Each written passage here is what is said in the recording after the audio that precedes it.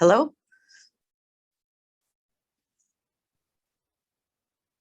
Hey everyone. So this is Justin with, I'm currently serving as the president of IEHA. I know I've met some of you at previous conferences, some of you I've not. I just wanted to take a couple minutes and thank everyone for signing up. I think we've got a really nice agenda. The nice thing that we did, the board agreed to, was splitting this up over the course of a few days. I think that's going to help with the Zoom fatigue.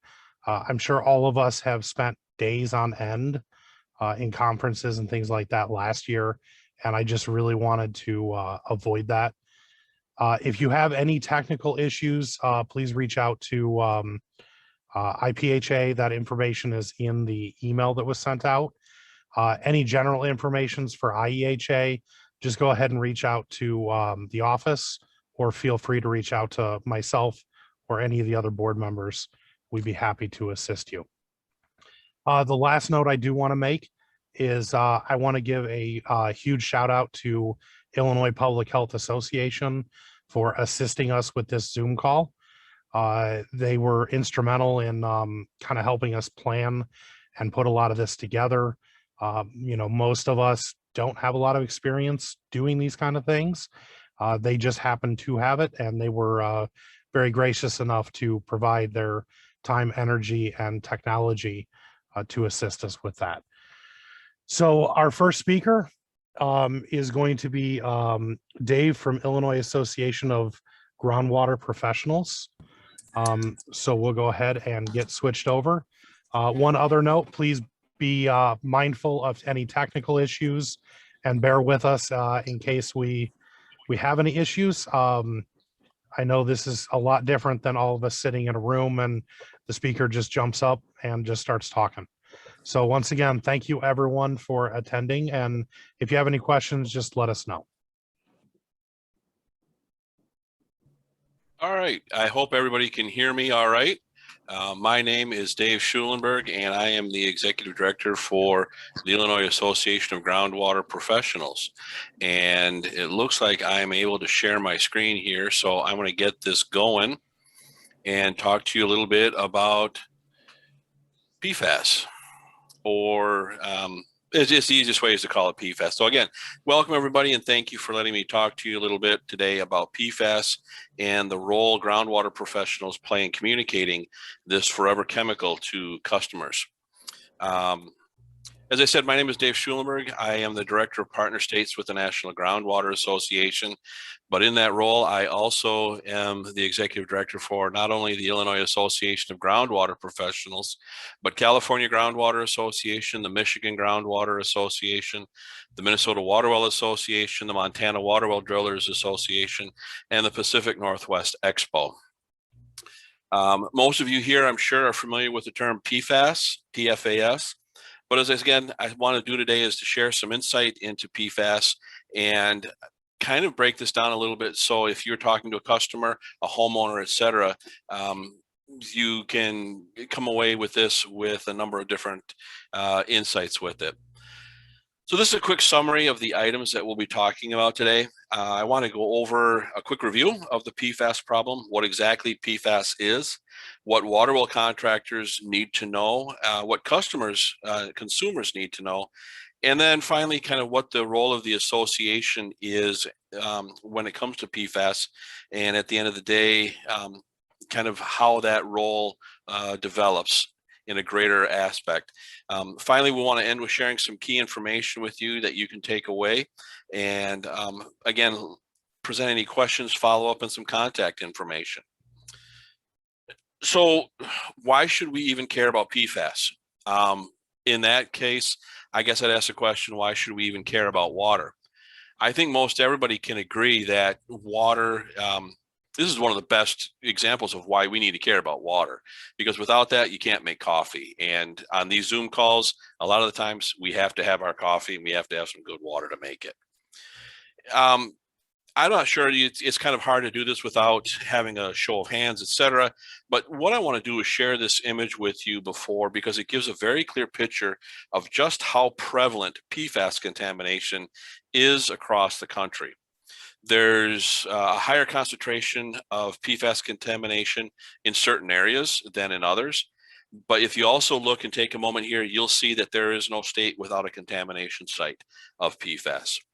Now, again, one thing to keep in mind is the scale of this image. And if taken at face value, you could take a look and say, yeah, North Carolina, New Jersey, Michigan, nope, no good water, stay away from them. However, as you zoom into this image, if you were able to do that, and unfortunately I can't on this slide here, you'll see that there are areas, there's just a high number of contamination sites in these states. The environmental work group, the EWG, only posts available data. So again, states with fewer dots simply have less data. Again, Minnesota or Michigan, New Jersey, North Carolina, et cetera, they've been very proactive with collecting and reporting data. And so as more data is collected and released, you're going to see more points on this map. And we'll revisit this here in a few slides.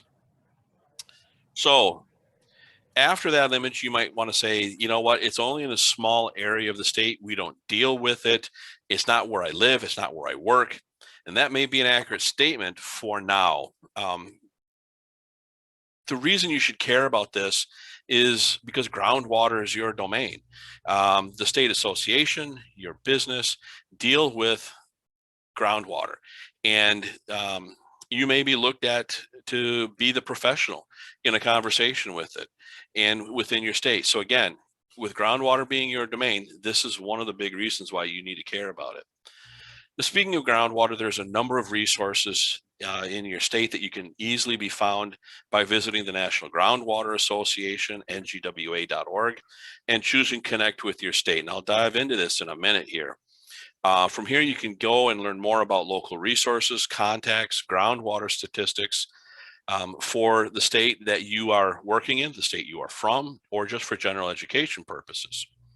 Additionally, there is a lot of information that can be found at ngwa.org regarding PFAS, and they usually have an option on the homepage that says Groundwater and PFAS Resource Center. From here, you discover more information about PFAS, learn more about the items that can be used with interaction from your customers or for your customers. One of the documents that's highlighted on that page that's available focuses on communicating the risks of PFAS. Another one is available that talks directly to PFAS and private well owners. What are they? How do I test my well for PFAS, et cetera? Kind of the questions that are covered in this handout.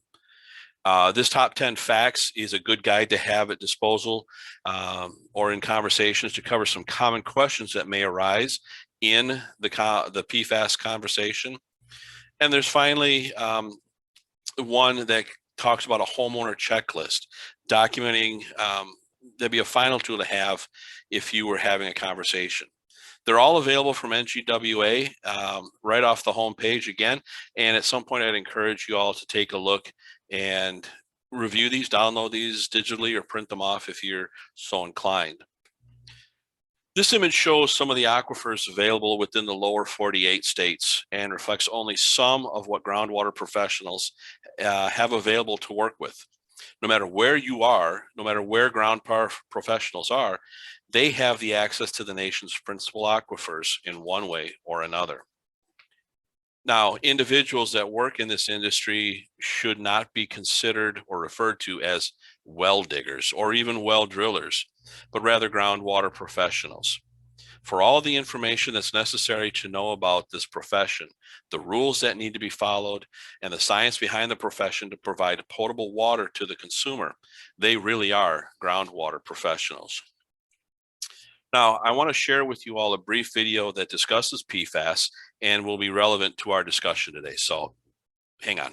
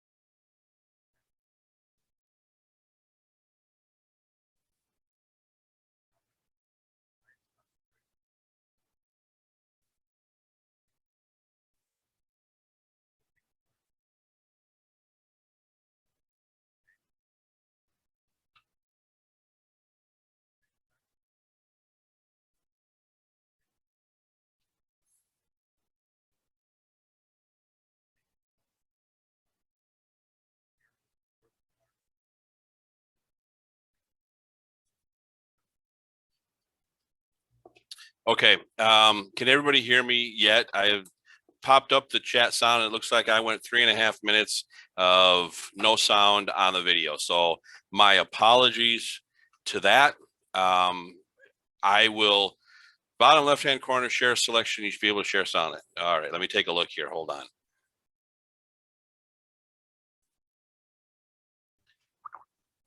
All right, I tell you what, when this is all done, what I'll do here is I will share the presentation with staff, and we'll get this out to everybody so we don't spend a lot of time going back and forth and trying to figure out how to share the sound with the video. What that did was it provided kind of a 50,000 foot overview of some of the things that we're going to talk about here in a minute.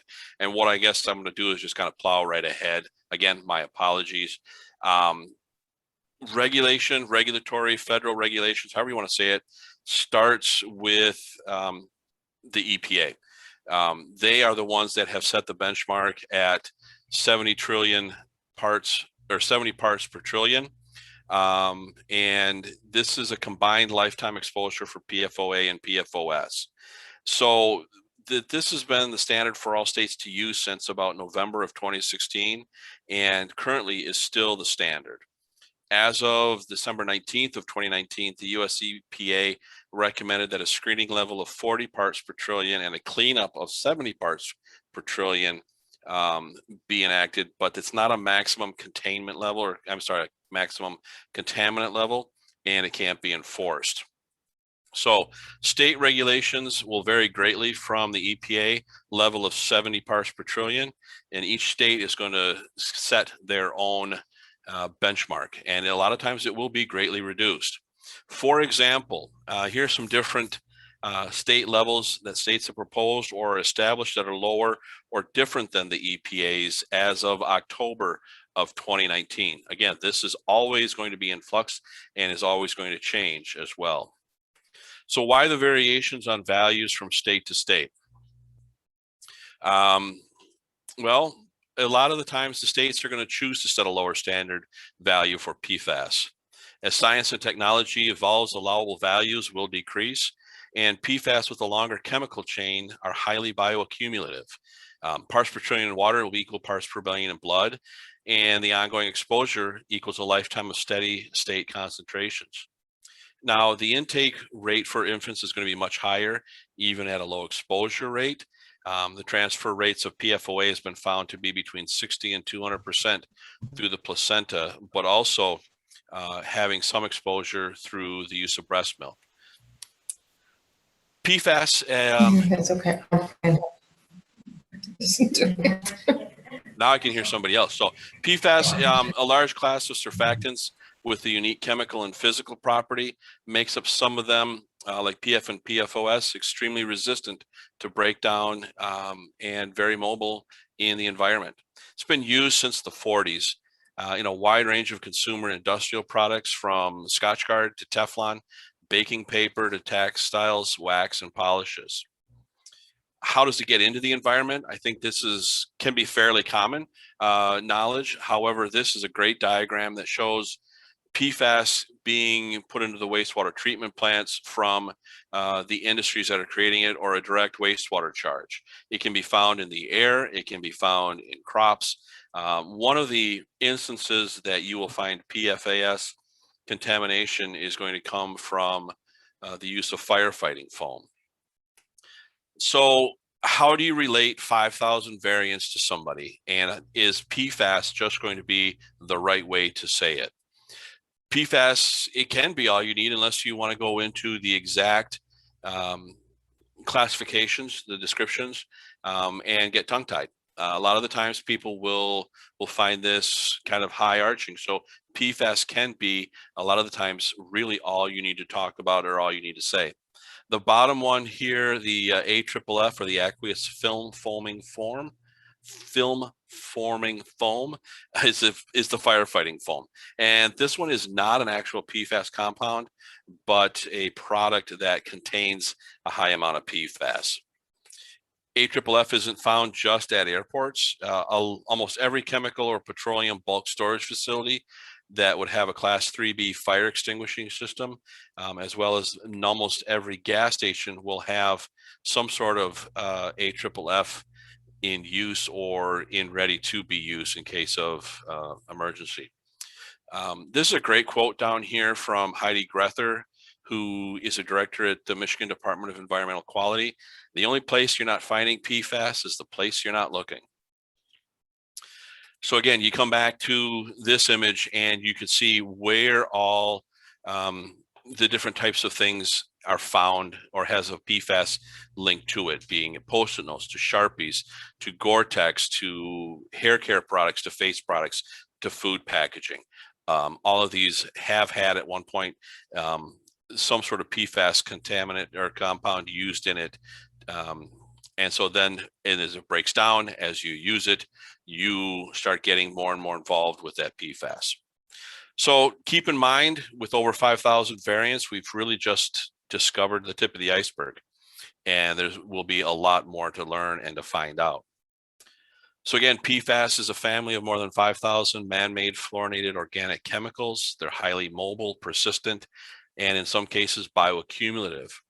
PFAS that are resistant to degradation in the environment, and when it does occur, this degradation, it often results in the formation of other PFAS compounds. Treatment and remediation can be challenging. Right now, the most prevalent type of treatment is granular activated carbon, or GAC. And this has been commonly applied during initial response actions, as well as full-scale water treatment applications. The use of ion exchange resins is becoming better understood and has shown a greater effectiveness compared to GAC in some studies. And for treatment of impacted soil media, excavation for disposal at a solid waste landfill or incineration has been the primary remediation alternative. One thing to keep in mind, and we'll touch on this a little bit later, is that new technology is always being developed and tested as well. So while it's believed that the immediate health risk for people exposed to PFAS is low, the latest information indicates that fetuses and infants are more vulnerable. Long-term exposure to PFOA and PFOS can lead to a buildup of these chemicals in women of childbearing age that result in more exposure to the fetus and breastfed infants. However, breastfeeding does provide and continues to provide many health benefits to both the mother and the infant. And so the Minnesota Department of Health recommends that women currently breastfeeding and pregnant women who plan to breastfeeding continue to do so.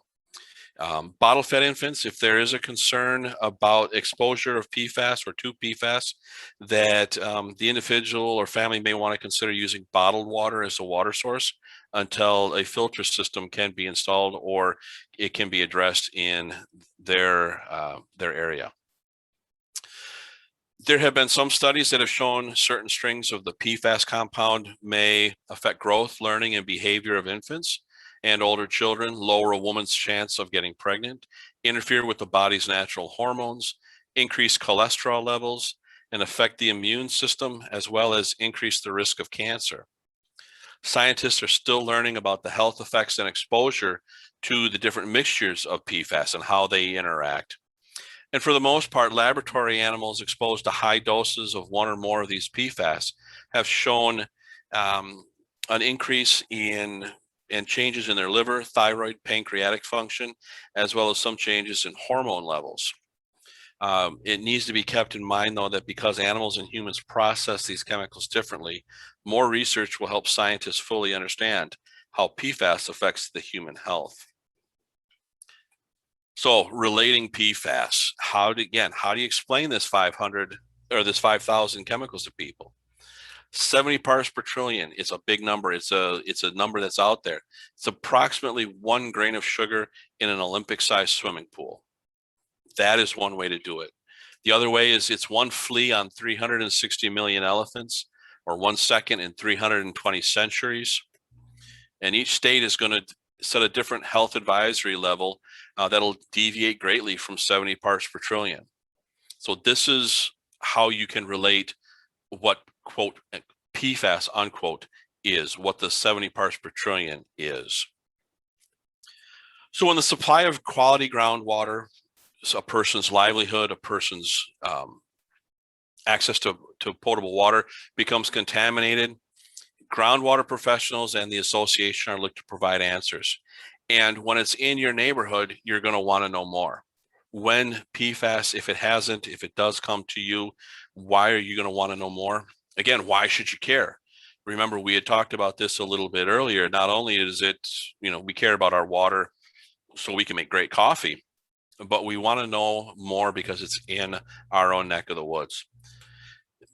Water well contractors, groundwater professionals, they're the ones who take care of bringing potable water to individuals. More than 15.9 million wells for all purposes serve the U.S., and approximately 500,000 new residential wells are constructed annually. Private household wells constitute the largest share of all water wells in the U.S., with more than 13.1 million year-round occupied households having their own well. Keeping that in mind, let's go back and take a look at this image and talk about it in conjunction with what we've covered. So as you can see, there are places that appear there's no contamination site, and others you can't see the state border. Okay, so again, we want to know about where it is in our neck of the woods, where it is that we're finding contamination. Now you add this, military sites, drinking water, and some unknown sites, and you overlay that with suspected military sites and confirmed military sites, and you get to see that there is a large amount of groundwater contamination due to PFAS across the country. And I'll toggle this back and forth a little bit so you can see how they line up, and where they're going to actually be and what they have narrowed these down to as they find more information about it. This is where Michigan lays with all of this. If you remember back here, you can hardly see Michigan.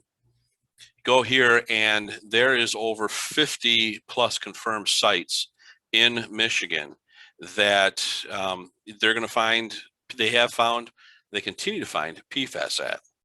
Well, you put that back to the guy who's shrugging his shoulders and say, Dave, why would I care about this? Why do you care about it? Well, I grew up right here. If anybody notices where that is in the state of Michigan, that's Flint, Michigan. And I grew up now pre-lead issues, so we're not going to talk about that, but I grew up in Flint. I grew up playing in the local creeks, in the local fields, wherever, playing in the water as any elementary age kid would do. One of these has determined to be contaminated by some of the industry's PFAS waste. So I grew up playing in possibly a contaminated water source. Again, we're going to move over to Minnesota. Why would I care? Well, this is where I currently live, right here. My neighborhood is approximately a mile from the 3M plant that worked on the creation of the PFAS chemicals back in the 40s and 50s.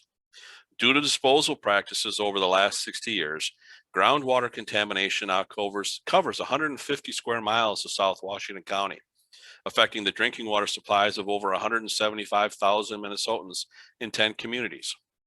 Remember, when it's in your own backyard, you tend to want to be involved. So what do we need to understand about PFAS? As a contractor, as a groundwater professional, you want to know where it is. You want to know what it is. You want to know what tests can be conducted if possible and who can test for it. You want to know what this is. So if the consumer's private water system can be treated, you want to know how. You want to know what the available treatments are for this. And you want to be able to provide some aftercare. Additionally, there are some things that as a contractor or a groundwater professional that should be understood about PFAS, so you can have a frank and honest discussion with the customer who has been informed by state agency that they now have a PFAS contamination in their system, in their private water system. It's a contaminant different than anyone else that's seen, anything else that you may have dealt with. It's different than nitrates, bacteria, E. coli, etc. Longer chains of PFAS bioaccumulate in the human body over decades and may take years to leave the body after exposure stops. PFAS can occur in sources of food, drinking water, house dust, be on clothing and furniture. One thing to keep in mind though, dermal exposure is it's not well absorbed through the skin. Has to be ingested, and little is known about inhalation exposure to PFAS. So with all that, we need to learn and continue to educate ourselves on how to relate this back to our customers. They're oftentimes, you're the groundwater professional for your customer. They trust you. So you want to learn about treatment as well if this contamination does come to light, because you want to continue to build that trust regarding the customer's groundwater, their well system, and anything that you're going to need to deal with. Common questions that may come up is this a sinker or a floater contaminant? It's neither a sinker or a floater, as they're usually not a non-aqueous fluid. They dissolve in the water, but they do become a concern at super low concentrations. The PFAS molecules are polar, so they dissolve in water. If enough PFAS molecules are present, they can behave like a surfactant and form clusters. However, generally, you do not find PFAS in exceedingly high concentration in water due to the typical source being of low concentration, with the exception of being stock solutions used in manufacturing or from direct contamination from AFFF. There's a lot of resources that can be provided to the customers by the contractor, by the groundwater professional. There's information on laboratories. There's where you need to go on either a state or local if a positive water test has been returned, as well as many of the state water well associations or groundwater associations may be working on this, and you would want to find out if there's information available from them and what they're doing. So knowing your tools, if you don't know your tools, you got to discover them, just like the tools you use every day. You need to know you have some knowledge. You need to know what correct filters are for the job, how they can be disposed, as well as provide some handouts that are available on this topic from either state agency, the federal government, the National Groundwater Association, the Water Systems Council, as well as providing some information from using Google search engines. I would caution passing along information found on Google unless you have spent some time going in depth and kind of researching that a little bit. Tools, again, that are available, know the depth of the well that is being discussed. What are the available aquifers? What kind of geology and hydrology is available? What do you need to know about that and how it would relate to the groundwater? Know the treatments. Continue to develop the relationship with agency, local health, cities, others, as well as be that one-stop shop or hire somebody to install filters. You want to follow up and test the private well often. You want to offer solutions that can be available if continuing to use a private well is not an option. As well as continue to educate yourself on this. Be proactive. Insist that somebody on a private system or the system you're dealing with obtain a service plan and have their well system serviced and tested annually. And you want to stay engaged with your peers and openly communicate on this subject. Remember, you're the groundwater professional in the area. You're the one who is dealing with this. So knowledge continues to be your weapon. Stay involved, get involved, learn. Don't become complacent with, oh, it's just PFAS. I don't know which one it is. I don't know what it'll do to you. Don't become complacent with the term PFAS. You want to continue to do research on your own, perform the outreach, educate yourself, and interact with state and local agencies. A few moments now I'd like to spend on if you are working in a contamination site or in and around an area that has resulted or provided a positive PFAS result. Each of these kind of questions that I want to cover pose their own unique set of replies. And while I don't have all of these answers, you should be aware of these or similar topics and questions when working in a PFAS contaminated site. What precautions should be taken? Can you transfer PFAS from one place to another? What, if any, legal ramifications are there for working in a contaminated site? So as you're working in these sites or dealing with this, you're going to want to know not only information about a water test how you would do it, what you need to know about it, but also what you would want to wear, what you shouldn't wear, what you shouldn't eat prior to it. Someone may have a non-contaminated water source, but it can be contaminated falsely by being tested using a contaminated product, whether it's coming from the use of a Sharpie, it gets in your fingers. You had McDonald's and Pizza Hut or something prior to this, and there's still some residual grease on your fingers. A lot of these things can also be found, remember, in the clothing that we wear, the rain gear, the gloves, the steel-toed boots. So while there are some here that provide a, some concerns with it, there's also oftentimes approved alternatives that you can use. So this and the next slide kind of cover through that. Nitrile gloves are specified for use in one instance, but only nitrile gloves should be used if you're doing a water test. Your boots, again, may contain PFAS or be lined with something that has PFAS in it. So there is another option then, what you could do. Again, protective clothing, sunblock, insect repellent, cosmetics, moisturizers, hand cream, and even food and drink often can be a source of a PFAS contamination while you are going to perform that test. Some other precautions that you may want to be aware of. You want to clean your rig, or the groundwater professional want to clean their rig prior to arriving on site. They want to avoid any floral chemicals in lubricants that they may use.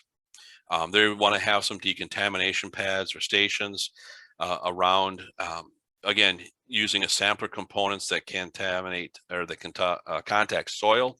They want to be aware of. And then you want to wash those, rinse them, do a final rinse with any PFAS-free water. So there's a lot of thought that has to go into doing work in a known PFAS contaminated area prior to just arriving on site and doing what needs to get done. Again, all general waste that's collected and disposed of properly. Your drill cuttings or anything that comes up out of there should be stored in bins and drums. You want to contain that so, again, it doesn't get into and cross-contaminate any other sources. Additional special considerations that should be looked at. Teflon-containing material should not be permitted on site. You want to use some low-density polyethylene materials, not used to contact samples. No Gore-Tex clothing or boots, no coated Tyvek suits or clothes treated with stain or rain-resistant coatings. You want to make sure that laundered cotton is used, and use a lot of new nitrile gloves. Remember, a lot of this is going to be just in areas that you're dealing with something that you're going to need to be testing for PFAS. But again, a lot of this is going to be good information to have when you're working around. Special considerations: you don't want to use blue ice and sample coolers to keep things cold. And then you want to shower the night before, and don't use any personal hair care products or personal products. So a lot of this is really just trying to keep that job site as contaminant free as possible. Additional things to think about and remember when you're discussing PFAS: that the treatment options for PFOS and PFOA are limited due to their unique physicochemical properties. Air stripping, sparaging, and biotreatment are ineffective for PFOA and PFOS due to their low volatility and resistance to microbial degradation. Chemical oxidation is slow or not effective due to the strong CF bond. Treatment right now is going to be GAC or ion exchange. Those are the two that you're going to find most effective and most in use when you are treating contaminated water. There's no single treatment technology yet identified that can treat all PFAS contamination. But treatment technologies that work in one location may or may not work in another, again, due to the differences in chemistry. And there's always new techniques, new technology coming about and being invented. Testing for PFAS, testing can only be done by certified laboratories, and these lists are going to vary by state. The EPA continues to update their lists routinely. I know they just did one here not too long ago. It's always best to check with the agency that's overseeing your contaminant within the state to find out what is available within your state for testing. Testing costs are going to vary depending on a variety of factors. It should be known that the costs are expensive and the process is time consuming due to the limited number of labs. And these are going to vary from a few $100s to much, much more. So we've covered testing. We've covered a little bit about PFAS, the history of it. When it's in your home, what are your options for treatment? POETs, point of entry treatment systems that take care of the whole house. That is what you're going to want to use. You don't want to use a POU or a point of use filter. You want to treat the whole house from the moment that water hits that house. You want to schedule maintenance on your POET system. So you can come out or you can have somebody come out and maintain the membrane, the GAC filters within it. Cost for a whole house filter is going to be between $1,000 and $5,000. And you're going to want to also have a yearly maintenance contract with that. That could run $5,000 to $1,000 roughly. Again, you're going to want to take a look at what's available within your state and who those resources are. One thing to know too is that GAC filters may be seen in some areas as a natural source of arsenic. So even though you are fixing the PFAS problem, they could be considered to be causing other problems as well. What do they look like? The image on the left is a whole home GAC filter. The image on the right is a city filtration system on just one city well, for which they had to build an entire building around the well and these filter systems. I think there's 5 shown here, but I think there's at least 4 or 5 more at a different angle within that building. As you can see, the whole house filters on the left are going to be a little bit smaller, going to be a little easier to change out on a yearly basis as well. So we've talked a little bit about treatment. We've talked about GAC. We've talked about ion exchange and which one is more effective removing PFAS and which are ineffective. Conventional treatment, disinfection, oxidation, advanced oxidation. It doesn't biodegrade in the sunlight. You just can't take and throw it out on the ground and hope that the sun's going to break it down, because it just doesn't work.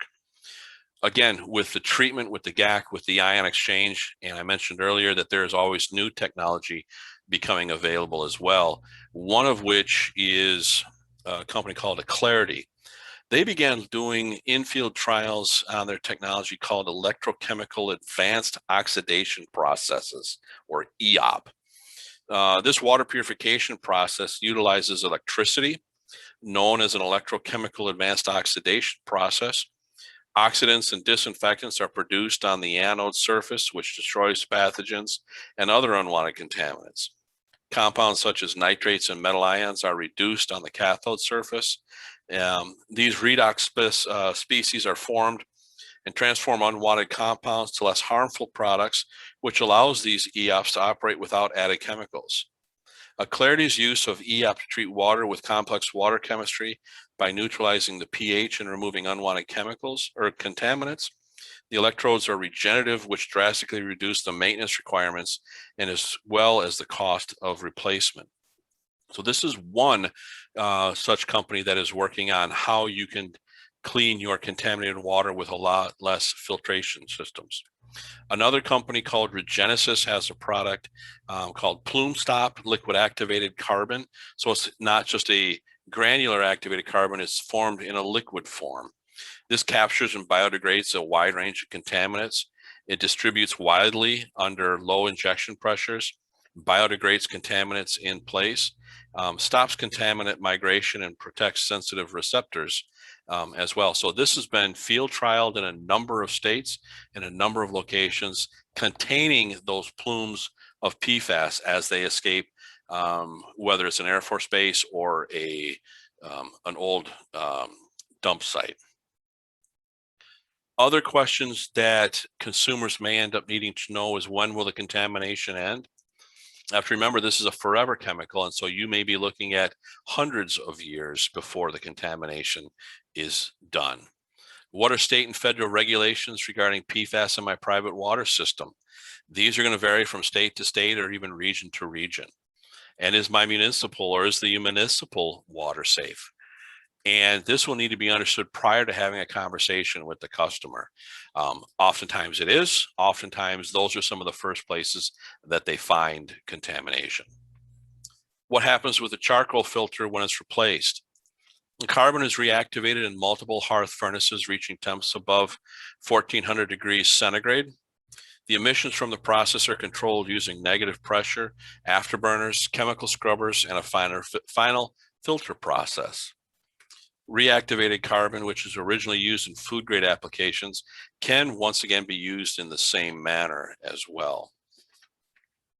Other questions that'll come up or that have come up: what's the current method of disposing of PFAS? Now that we've removed it from Mrs. Jones' chicken farm, how are we going to get rid of that? Permitted deep well injection or permitted deep injection wells, class 1, they're limited to just liquid waste streams only. There are some permitted hazardous waste landfills. There are solid waste landfills with composite liners with leachate collection and treatment systems. There are even some hazardous waste combustors available to it as well. And there are some thermal incinerators that deal with sewage sludge and other thermal oxidizers. The association, what's the role of the association? How is it that I get involved? How is it that your association can get involved? A couple of things. Depending on where you are, the topic of PFAS will either be non-existent, very quiet, or it's going to look like this: a circle of puppies having breakfast. It'll be chaotic and noisy and often is the loudest voice that's heard. This is often the case with many conversations and arguments. So as groundwater professionals, as well as an association, the key is consistency and knowledge, as well as a partnership with state agencies.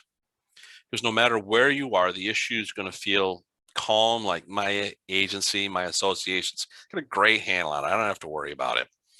Or it'll feel like this: total chaos. I've got no clue what's going on, where to go, how to get help. I need help understanding it all. And it's really the association's job to help straighten things out and getting them back to that calmer state.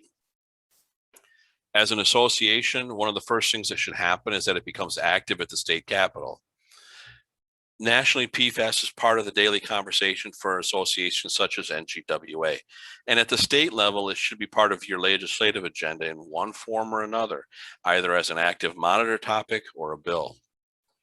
Be proactive and search out elected officials that sit on key committees, ones that may have established relationships with the association or agency, or that an individual may know personally, and ensure that anyone working on behalf of the association at the state capitol is also aware of PFAS related issues and is monitoring activity. Additionally, as an association, it's vital to make sure that someone is designated as a point person to gather and share information to the members about PFAS.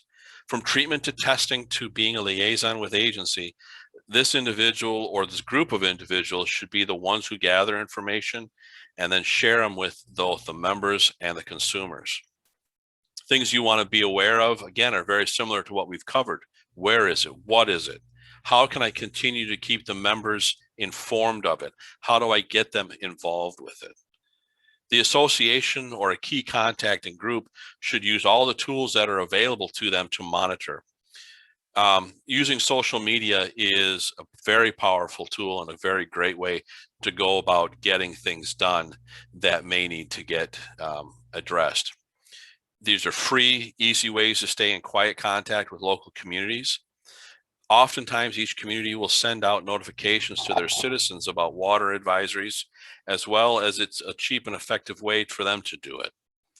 So if you don't know how to be active on one of these social media platforms, then ask somebody at your state office or at the association or at your local office to become aware of it so they can spread the awareness and monitor it as well.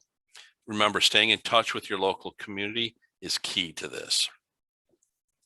I mentioned earlier using Google News alerts or getting information off of Google. If you're able to do this or use the Google News Alert function, you can have daily headlines and articles sent to you that'll help grow your knowledge base as well. These are just some of the recent headlines in the last year to months that have come across my desk and have come from these news alerts. So Michigan will be getting $1 million in the form of a federal grant to study the link between PFAS and the health outcomes. Do not eat advisories were put in place in Osceola County. You can hunt deer, but you can't eat them because the deer have elevated levels of PFAS in them. Pennsylvania received $5 million grant to study the health effects of PFAS. Minnesota is going to be working with the CDC to determine if PFAS in drinking water may be a public health concern. Communities in my part of Minnesota continue to express concerns about how agencies that oversee distribution of lawsuit funds are handling local concerns. Minnesota was the first state to sue a manufacturer of PFAS compounds, and they were successful in getting a $870 million settlement. And so there's now concerns over how that is being used and will be distributed. Michigan is going to launch a 5-year effort to examine potential health effects more closely. Again, these are all headlines that come out of these Google News alerts that you can continue to use to build your knowledge base with them. First of its kind study estimates daily PFAS dietary exposure from vegetables in adults and children. They have found PFAS everywhere. Polar bears to honeybees, they have found PFAS levels. So continue to get involved at your state capitol. If you have a day at the capitol, participate in that so you can begin or continue to establish ties with key elected officials and committees. Let them know that you are the groundwater professional and they need to continue to reach out to you as a resource. I'm not sure how many of you have seen this image, but this is something that is used in our state associations. It's a great tool. We call it a leave behind, a small gift to leave with the individual that you are speaking to about PFAS or groundwater. This poster is a phenomenal example of the hydrologic cycle. And if you have an association sticker or a company sticker, brand it, put it on there and brand it. So when that individual looks up and sees this, finds it and sees it, they will see your association, your sticker, your company on it, and be reminded to call you, that you are the groundwater professional. Continue to speak up for groundwater, your profession, your livelihood, and share your knowledge. Remember this from earlier. This could be a very good guide to refer to in conjunction with this to help explain visually how the contamination occurred. So finally, as we start wrapping this up, some key takeaways. Regulatory uncertainty with over 5,000 PFAS chemicals in the environment. Governments have not figured out how to regulate all of them. And only 1/100% of PFAS is being addressed in the US. Anyways, there's a lot of uncertainty regarding its toxicity. I've been talking for a while. Toxicology of most PFAS is unknown. Some PFAS are known to cause endocrine disruption, immunotoxicity, neurotoxicity, developmental toxicity, organ toxicity, and they may be linked to some cancer. I have yet to discover an article that says PFAS caused this. There's a lot of thought, there's a lot of concern, there's a lot of questions whether or not PFAS has played a role in it. They feel it has, but nothing has been definitive on it. So that's why I mentioned it may cause these, or it's known to have caused. There are a few treatments available for treating your water. Granular activated carbon works in some areas, but not universal. Ion exchange resins are the other ones that will work maybe better in some areas overall, but not in others. And keep in mind that new technology is being researched and developed all the time. We go back to what the EPA says. It states that we're going to do a benchmark of 70 parts per trillion. How do you relate that back? 70 parts per trillion or is equal to approximately 1 grain of sugar in an Olympic-sized swimming pool, or one flea on 360 million elephants, or 1 second in 320 centuries. There's few places to dispose of common treatment media. You can incinerate it, you can throw it in a landfill, or in some very few instances, you can deep well injection. And that's talking multiple hundreds to thousands of feet deep, well below the drinking water level. Some questions that you may or have heard or that will be said. I'm not in the contaminated zone, but close to it. Should I get my water tested? Who pays for the water test? Isn't this just the problem of the week? Why don't they buy my house? The filters they put in my house knock the pressure down. Why don't they put in a bigger pump? Everything was working pretty well. Can't I just opt out of this whole mess? Basically, I'll take my chances. Can I replace my well if it goes bad? It's my property and my health. How can they stop me from putting in a well? Will PFAS hurt me if we use it for laundry, bathing, etc.? Why can't they just give us bottled water for drinking and keep the well for everything else? Now, I don't have the answers for every single one of these, but a few of them I do. Will the PFAS hurt me if we use it for laundry, bathing, etc.? Probably not. It's very, very low to non-existent transmission of PFAS through your skin. This last one, why can't they give us bottled water for drinking and keep the well for everything else? I can speak only of what I have heard in my own state as we've had these conversations, because this has come up. And what it's boiled down to is the fact that the state agency does not want to run the risk of somebody using an outside well, whether it's for lawn irrigation or just to use outside.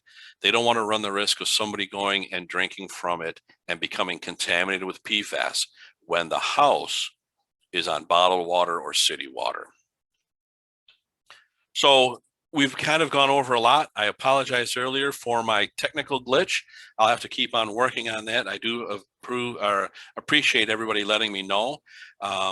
And I'm available for questions either here for a few more minutes I think I've got, or if you'd like to email me or call me, I'd be happy to talk to you more about PFAS, this presentation, etc. A few people that I'm going to throw up here on the screen that I'd like to thank, or that was added their information and their expertise to this as well. So let me go back here, throw this back up, and I'm more than happy to answer any questions that I might be able to. So thank you very much for your time.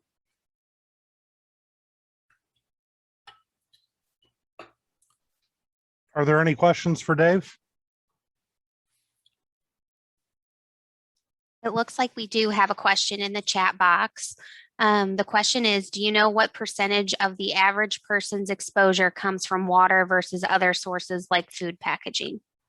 That's a good question. And while I don't have a strict percentage, there is more and more of a movement to eliminate PFAS in food packaging now moving forward. And so what you will find generally is you will find a higher rate of contamination or exposure through either seafood consumption, depending on where you are, whether it's fish from a local lake that has been contaminated, or from other such seafood, fish food, or it's going to be coming from directly from the groundwater, whether it's in your city wells and they have yet to get that addressed, or they haven't found it or anything like that. That's generally where you're going to get it from.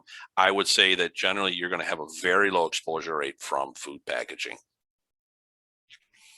Another question is, I showed the military are confirmed or suspected for contamination sites. Are they taking action to correct these areas? U.S. military, yes, in some instances they are. Up in Michigan and Wurtsmith Air Force Base, and there's another one that they're having some discussions on, showing that prove it was us. I'm not saying this is right in one way or the other, but in one instance, I saw a headline or an article that discussed that it's hard to prove that the Air Force did this off base, or the contamination came from base and it's now off base. So you can get, and I have seen very in-depth discussions of, is this ours, isn't this ours? A lot of this action started in Michigan with the Wolverine site. I've seen it here in the South Washington County area of Minnesota, where I live as well. So it gets to be a fine line. I know that recently the EPA has made this more of a issue, more of a topic for under the Biden administration. And there may even be some money set aside in this new infrastructure plans to deal with this as well. So hopefully that answers your question a little bit. Did the map?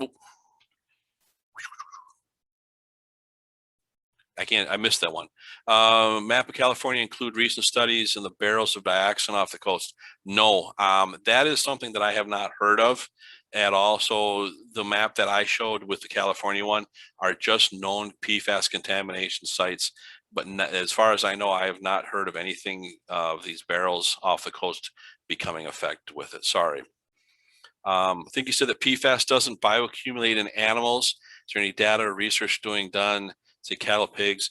What I meant by that, and I may have spoke a little quickly, I apologize, is that the rate of bioaccumulation is different in animals than it is in humans. And so if you're taking a look at whether or not cattle or pigs that drink from contaminated water or from the feed, this is something that they're just starting to take a look at doing.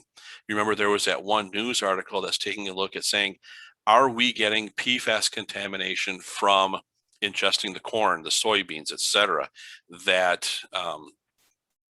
is being grown in an area that has PFAS contamination in the groundwater. So a lot of this stuff, as I said, is still continuing to be developed.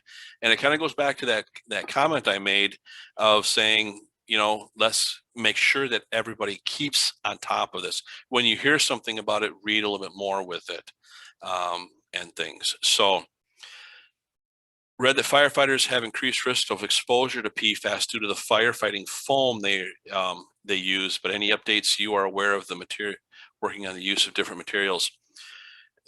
Great question. We find PFAS in the firefighting foam. You can no longer use it. Great. What are we going to use to put out the oil fires, the gas fires, et cetera, at all these different places?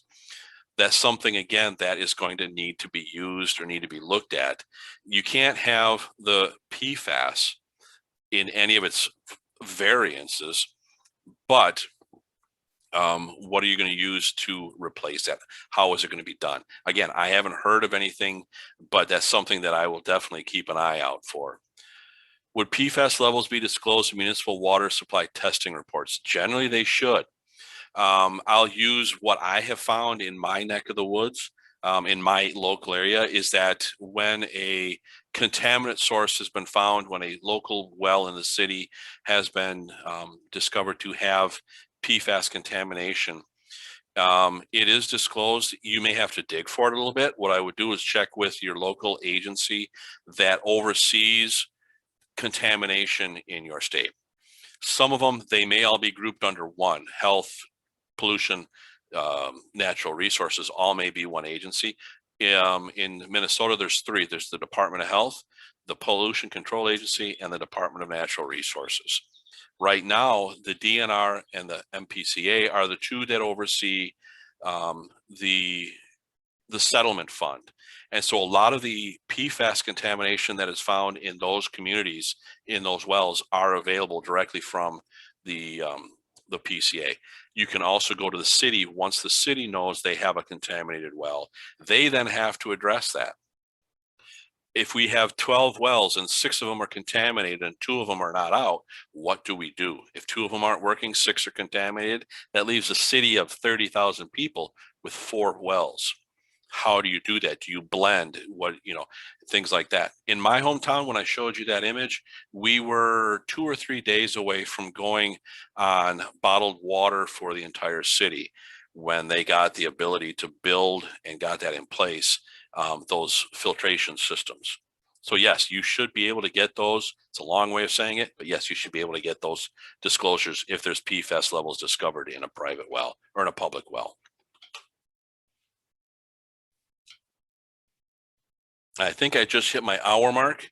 I appreciate it. If you have any other questions, there's my email address, dschulenberg@ngwa.org. I'd be happy to discuss this. Give me a call. It's my direct extension. Leave me a message if you hit voicemail. So thank you very much, everybody. Really appreciate your time and great questions.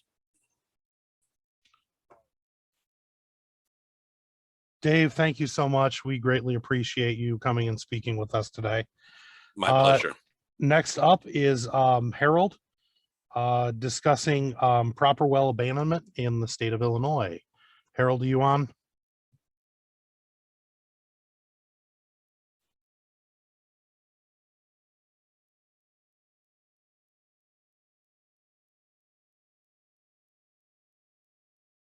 Give us just a moment. We're going to get Harold on the line here. All right. Can you hear me now? I can hear you, sir. All right. Can you see my screen presentation?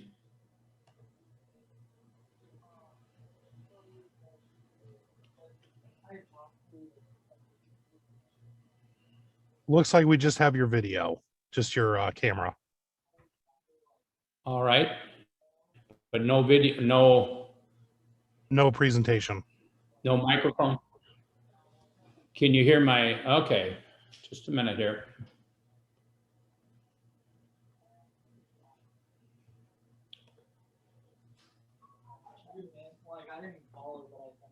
There's no video, but there's it's a PowerPoint presentation. You don't have that image? No, we just have you on camera right now. Well, that's not much. Okay. I'm sorry, I'm a novice at this, but.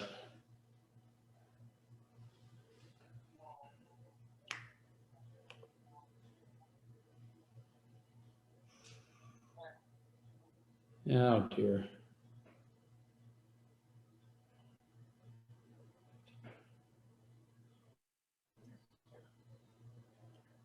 Pardon me, I'm gonna see if I can. Harold, this is Rachel. Rachel. Yeah. All right. Hi, there should be a green button at the bottom of your screen where it has share screen. It may be at the top too, depending. Okay, just a minute here.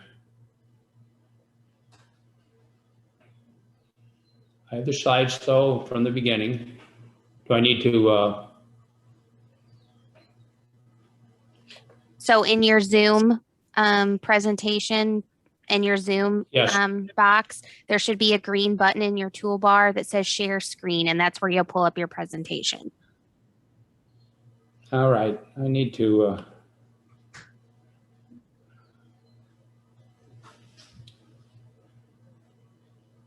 I guess I need help actually. Okay, screen. Nope.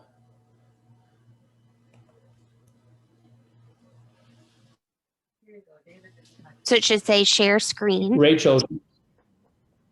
What would you like? Would you like I can't bring up anything in an upper toolbar right now. Or is there a toolbar in the lower, like if you hover down below? Yeah, I can see like my pointer and. This later, I'm going to go on out and do some errands. Okay. Try selecting Alt S on your keyboard. That also brings up your screen sharing capabilities in Zoom. Alt S. Mm-hmm. All right. And I see. I have to just have a full screen of my first slide. Okay, so you'll select that screen and then that'll share. But that should have a toolbar at the top for that, or Alt S again. Okay.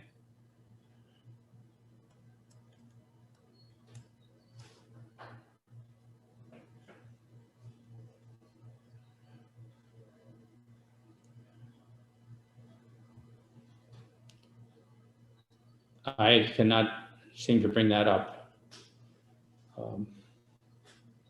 Harold, are you in PowerPoint or are you on in Zoom?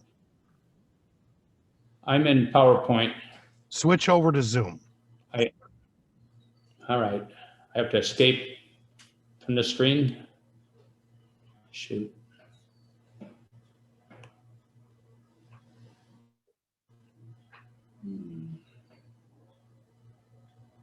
If I end the show, Rachel, will that dump me out of, because I can't seem to bring up anything else into Zoom.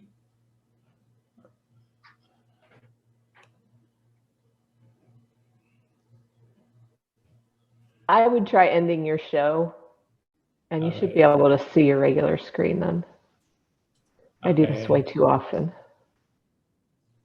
Okay, now I see my PowerPoint, and I want to bring up Zoom.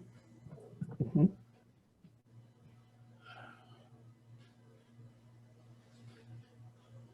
Sheesh. Or did you connect via Zoom or via the internet? Via Zoom.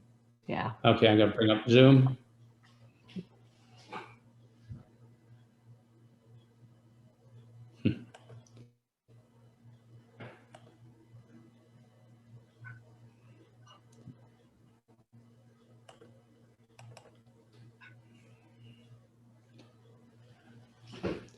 Okay, return to meeting. I've opened Zoom. Is that what I want to do? Rachel? Share your screen. Do you see Yeah, that so you little should green? have the Zoom pulled up and then you'll want to share your screen. That's that green button in the toolbar. Or you can select Alt S while you have Zoom pulled up and that'll open up the screen sharing.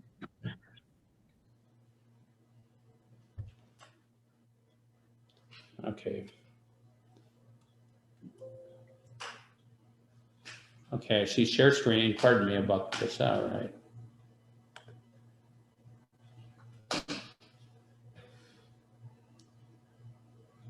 Okay.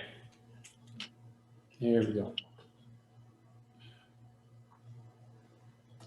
Okay, we can see your screen now, so you'll want to pull up your PowerPoint presentation. All right.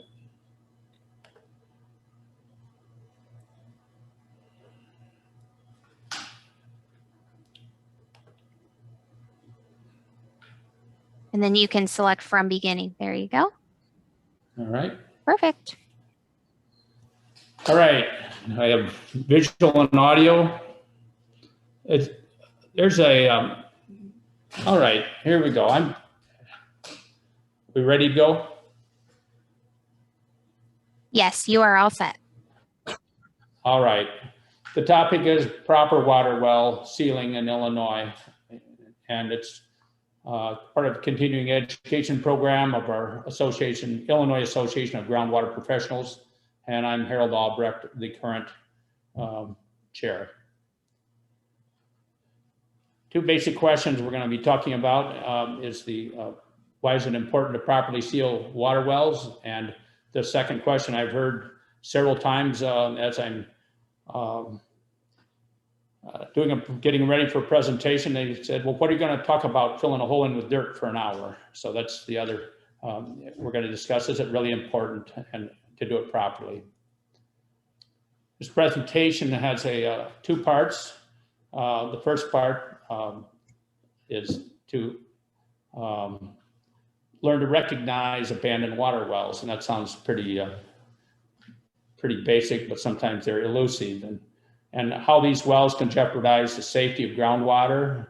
And there are also hazards that health hazards that we want to eliminate by sealing them. And how to reduce the risk according to the Illinois Water Well Construction Code. The second part will have, I think there are 4 site-specific examples that we'll cover.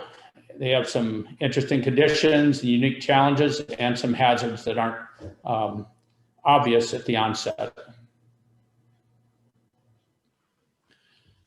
Here's the first part. It was originally prepared by Dave Dingeldine, who was a previous chairman of our association and water well contractor, and Weil Ben is a representative, Norm, I think his name is Pilak, from Weil Ben. Weil Ben is a supplier of bentonite products. So our goal here is why is abandoning water wells important for our jobs, and not just for contractors, for everyone involved, and including the community, and talk about well types and how they can be located, Illinois code, talk a little bit about the spirit of the code, and materials that are available, and who can help with the cost, and how you can how and why we need to educate everyone involved, our customers and community, of why it's important. This is a basic hydrological cycle. It shows how you can start anywhere and end up back there if you follow the cycle. We have of course, the rain and and then it has some runoff and into some sort of surface where it has infiltration into the groundwater, and then the groundwater is extracted either naturally or artificially through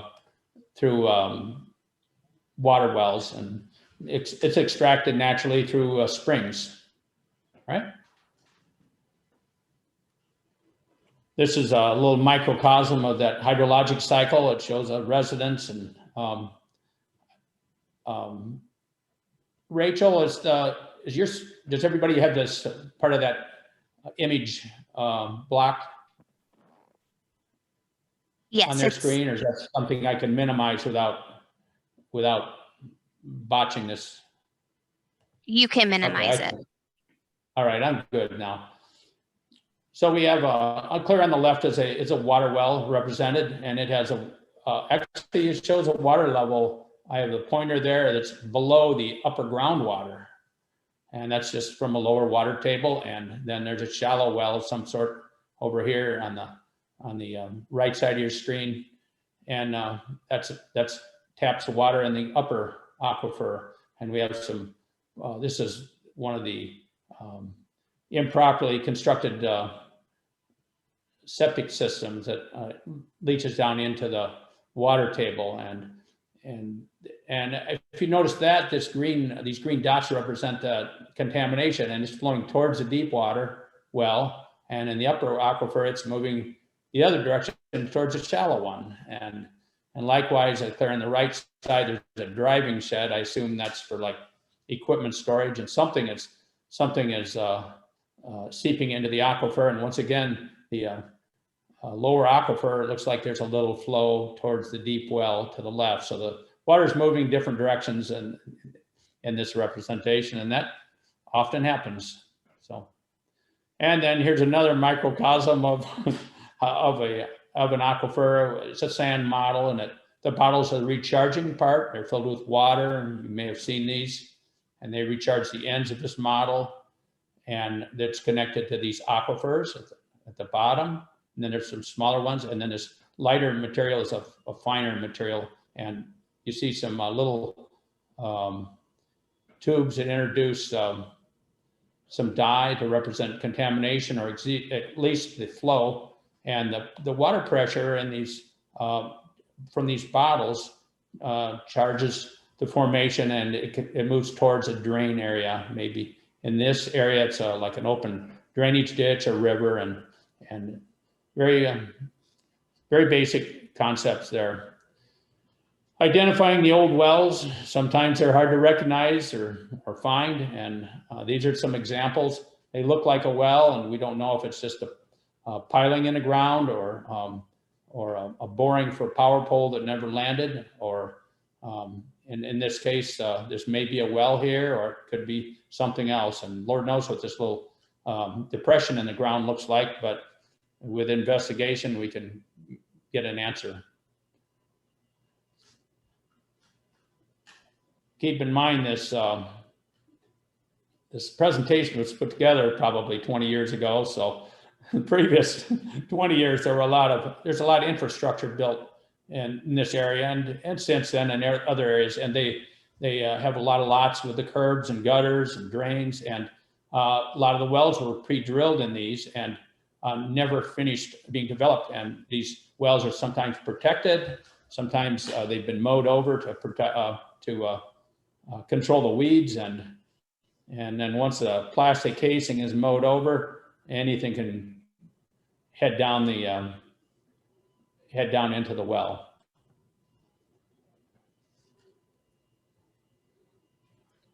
So basic idea here is where there was water, there might be a well. If you're drilling a new well, you need to look to see if there's previous water use, and maybe there's a well lurking in the brush or something around it. And once again, the previous slide showed a subdivision or residence. Sometimes when that is developed and then eventually it gets developed and put onto a community water system, then the wells are maybe not used anymore, and you need to investigate, make sure they're at least not jeopardizing the groundwater safety.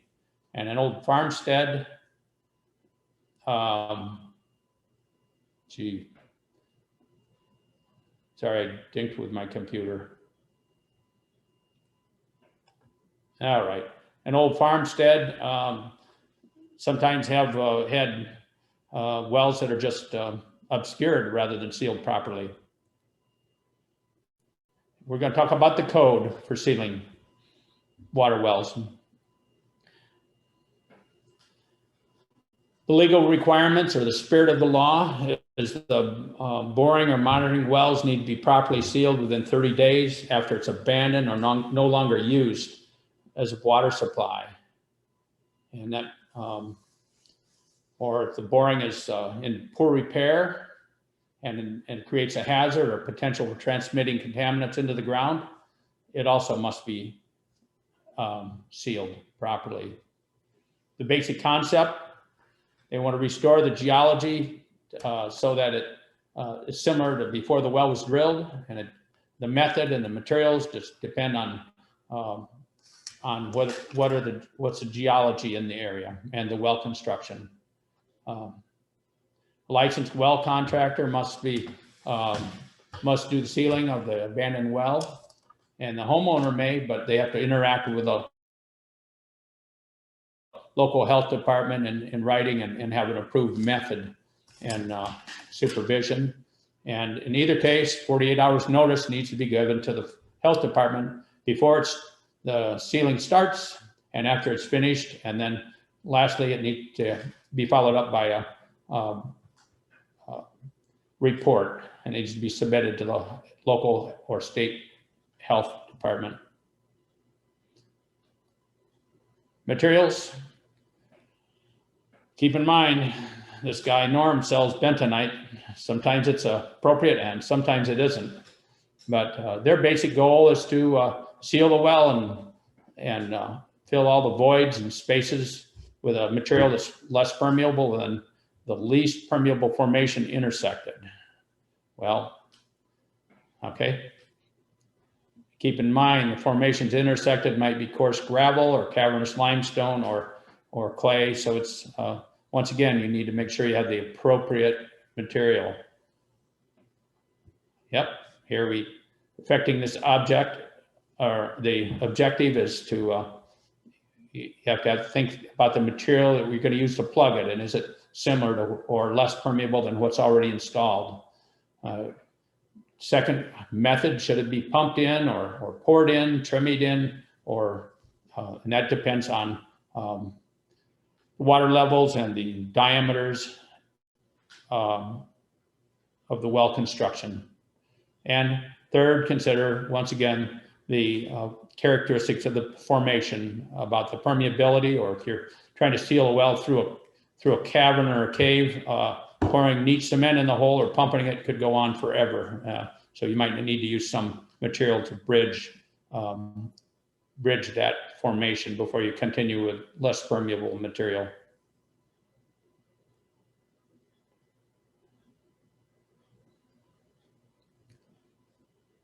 These are bentonite products, the pros and cons. Well sealing materials. Cement grout seems to be available a lot of places on this planet, and it's easily pumped, and structurally it has pretty good compressive strength, and you could probe it and you can certainly feel it. And it does get warm during the hydration or setting of the cement, and there's a little subsidence, shrinkage, and cracking. Bentonite with cement combo. It's once again very pumpable, flexible, has low permeability. It's easily probed because it sets up. It can crack, subside. But even though there's cement in it, it has low compressive strength. Sometimes that's important. But the odd thing about this is often specified, the bentonite, for it to actually seal right, it needs to be in the right pH range. And if you put a cement additive to the bentonite, the high pH of the cement damages the sealing characteristics of the bentonite, and then it works the other way, and the bentonite also reduces the mechanical strength of the cement. And this is kind of an odd acceptable plugging material to me, right? High solids bentonite grout. Notice no cement in this one. It's pumpable, has low permeability. It's reswellable. Like if it re-wets after it dries out. It's difficult to probe because it's not a lot more firm than the native material. And it costs money, and it does subside. Bentonite chips, still bentonite material, but it looks more like crushed dolomite, like for road surface, but it is actually dry clay, and it usually is between the bentonite chips are available from maybe 3/8 to 3/4 inch chip size, and you need to have the material that will fit down the well, and it's low permeability, reasonable cost, and it reswells if it dehydrates and re-wets, and it has a higher solids content than the bentonite grout, and it's sometimes it's easy to place, and sometimes it's not appropriate. We'll discuss an example of that. This is kind of an interesting bar chart for a little while, but it just shows that it's important to consider if you want a 20% solids grout, as shown in the left column, you have to think about, does that mean by weight 20% or by volume? And we'll take the granular bentonite or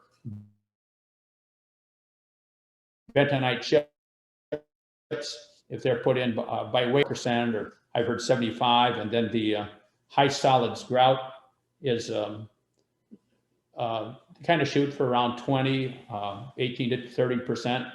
And then the API bentonite slurry is more like drilling fluid bentonite that we use for that, and it is hardly pumpable at even 5% by weight. Okay. Here's a borehole that they're going to decommission. There's maybe it looks like an inch or 3/4 inch grout pipe installed down through to the bottom of the hole, and the hole has relatively clean water by well driller standards. And that's important because clean water is by, I think, 8.3 pounds per gallon, and the bentonite grout is high solids grout is about, I think it's 9.3 pounds per gallon. So if we have the grout pipe installed to the bottom of the hole, it will displace that less dense fluid from the bottom up, and we get a continuous bentonite seal. This is a picture of the hole after the cleaner water's been displaced, and you can see some kind of pudding of the bentonite pudding-like material from the high solids bentonite, and as it hydrates, it'll become the consistency of like stiff modeling clay. This is a clear pipe to represent the casing or borehole, and then there's a white, maybe 2-inch monitoring well to represent casing, and at the bottom of the hole, there's a it might represent some gravel pack or something, and then that was used to fill part of the hole. And then this portion is some of the high solids bentonite that's been deposited through this grout pipe, and it shows how it encircles it will flow around and seal the voids, and it's a little heavier than the water, so when it comes out of this pipe, it stacks up on the bottom of the hole, so we don't have intervals of clean water, which wouldn't be a good seal.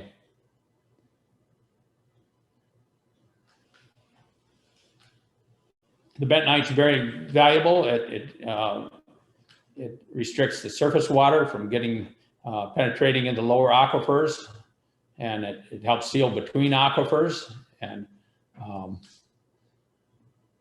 restricts artesian flow, and we'll talk about that in one of the examples at the end, and then stabilizes the surface and subterranean formations.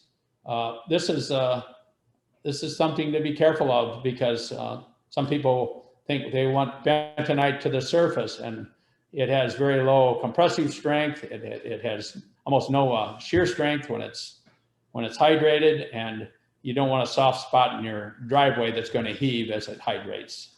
So you have to use some judgment on application. And it's used as, it says, stabilizes well constructed in well installation. That means sealing the annulus around the casing. All right. And this is a representation of how the bentonite, as it hydrates, it swells. They don't say anywhere here that within the right pH range, but it needs to be something 9 or 9.5 pH for this to work properly. And these little flat platelets stack just like sheets of plastic, or very impermeable and thin seal. But if you contaminate it with cement, these plates stack up and they make more like boxes, and then they're not nearly as impermeable. So the pH is very important if you want bentonite to function properly for seal. This is a high solids bentonite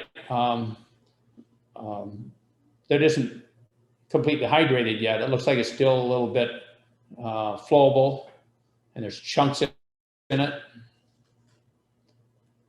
And it says it's still flowable. It'll pour and can be pumped easily still. And as those little bits of bentonite chunk, as they hydrate or stops moving once again, in the right pH range, this develops good gel strength, and when it stops moving, it gels up, and also the hydration continues, it gets stiff. Okay. Like 5% bentonite and drilling fluid can gel up when you stop moving it, but as soon as you agitate it, it gets thin again. It's called shear thinning. Once again, pumpable grouts can flow around when they're applied properly, they can flow around there's a white casing inside of this larger clear casing, and this just shows how the bentonite high solids grout is deposited and displacing the clear water above, and this is the grout pipe, and it could be extracted as long as the end remains into the grout that's already been placed. It can be extracted as the annulus is filled. And here we go, we're pumping grout in. It looks like there's some bentonite chips in the bottom here that are pretty well hydrated, and then this is the high solids bentonite grout being added to it.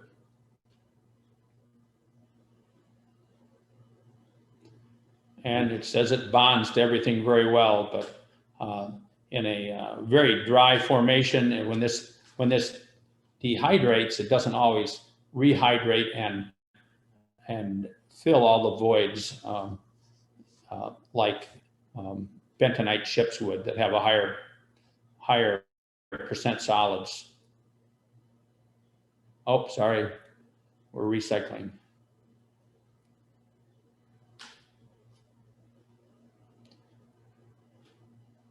These are just some bentonite products that are pumpable, and this granular system, in fact, all the bentonite that is pumpable is the hydration of the bentonite is retarded by a polymer system that it gives you time to get it in place before it starts swelling and becomes unpumpable.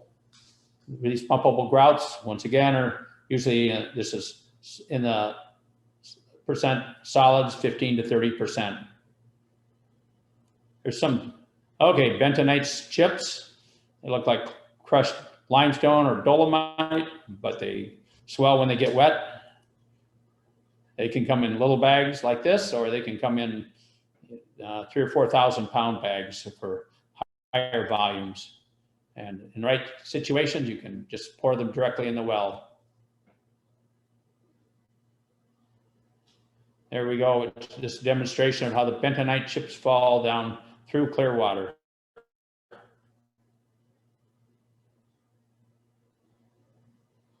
Here's a trough made out of hardware cloth or screen that the bentonite chips are poured over to sift the fines out. In some cases, that's necessary to keep the fine material from accumulating near the top of the water level and hydrating and preventing the rest of the chips from going to the bottom. This is what the bentonite chips look like. They look like as they land, and it's in water, but they haven't had time to hydrate yet. These typically aren't coated with a polymer.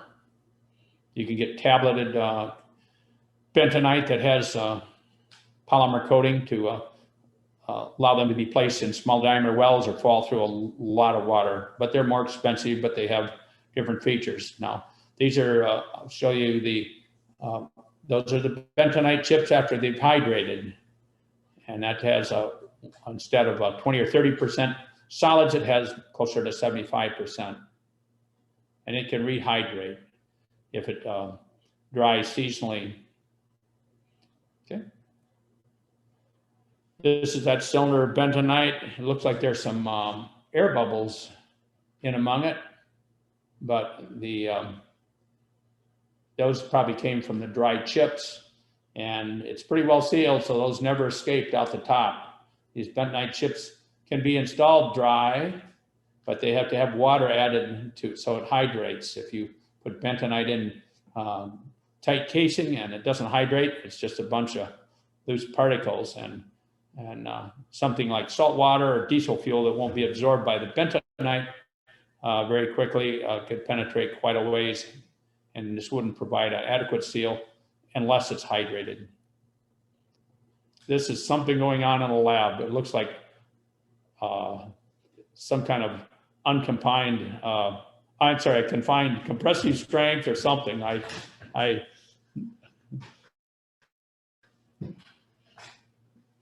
thought it was interesting, but I don't know quite what they're trying to prove here. It doesn't look like it's a permeability test to me, but okay. But if it's confined, I think it's pretty strong. Helping the cost. Some of these holes can be pretty expensive. Some wells are, might be dug wells with huge diameter, or an irrigation well with a 12 or 16, 24-inch casing, or a house well, and there are some of the county offices that are available. Sometimes there's money available. You have to be cognitive of the costs that are associated with using certain funding sources. Sometimes they have guidelines on the what the labor rates that are dictated for it. And it's nice if they don't have a surprise at the end. But if we can provide an owner with the important information of why it's important to abandon the wells and provide them some financial assistance, they're more likely to cooperate in getting it fixed. Right? This is why it's important. In Illinois, somebody estimated there's 400,000 water wells and supplying water to, oh, these are just private water wells, and for 1.3 million people. And keep in mind, there are a lot of community wells also. And each year, some of these wells have to be abandoned because they're replaced by new ones, or they're connecting them community water systems, and they want to keep their well for irrigating their garden, and it falls in disrepair. It's not used anymore. We need to be aware of it and help manage that. Some of these dug wells with large diameter or brick, there's still quite a few with the brick or stone casings. And if they're 3 or 4 feet in diameter and 50 feet deep, it's expensive to fill those. And they have health hazards related to contamination entering the groundwater, and also people falling in the groundwater or into the well.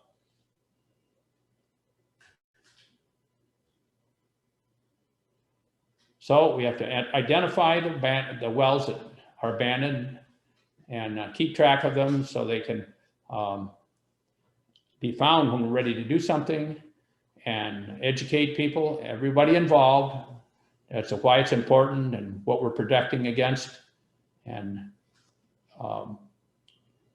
have to evaluate these wells that maybe were kept for irrigation but aren't any longer used, and somehow maybe support annual inspection or something like that to make sure that in fact they're necessary. If they're going to provide a potential contamination route, we need to make sure they're maintained. And they sometimes are viable means for non-potable use. And then there's a partnership. That means play nicely together, everybody, and see if from the owner to the regulatory people and anyone involved, and maybe funding sources to help this happen. I don't know if there are any questions. I welcome them. You may have some more interest. This is all kind of routine so far, but after the specific cases, we can certainly ask for questions or receive some.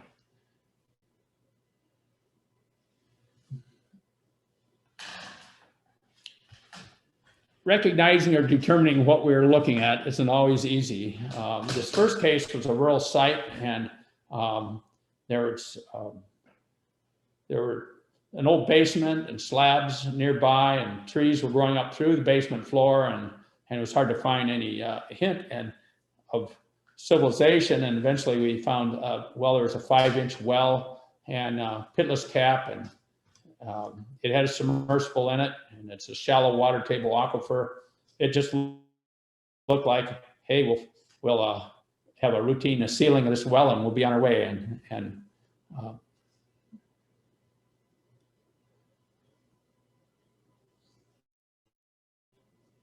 as we were cleaning up the site and removing some debris, we found a big cement cover, and it had about 2-foot diameter hole with a steel plate over it.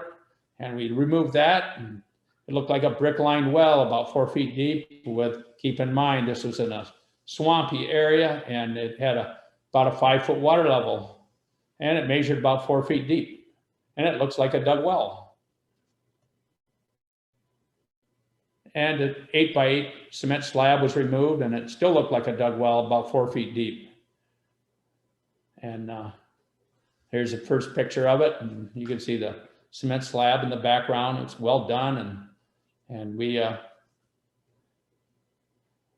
see the water level shallow there. And we pumped out the hole, or the water a little bit, and it was about 10 feet in diameter below the water level, and the steel pipe exited towards the old foundation or the basement, and the dug well was actually a cistern. And the conclusion was the cistern was not a well, and we didn't need to have a permit to seal it according to Illinois code, but it was a hazard and it needed to be eliminated. And I happened to be driving that backhoe around on top of the ground, leveling the site, and I'm glad I didn't fall through a weak cover for it. And we've heard news stories of children falling in things, and sometimes happy ending and sometimes sad ending. And this is the cistern after it was dewatered, and there's a little dam or baffle in it and some gravel with a suction pipe coming up, going into the basement. So we removed it and removed the hazard. So the basics, we have to look at what do we have? What's the physical description? Is it a well or is it something else? And is it a hazard? And then what do we do about it? Do we need a permit? What procedure?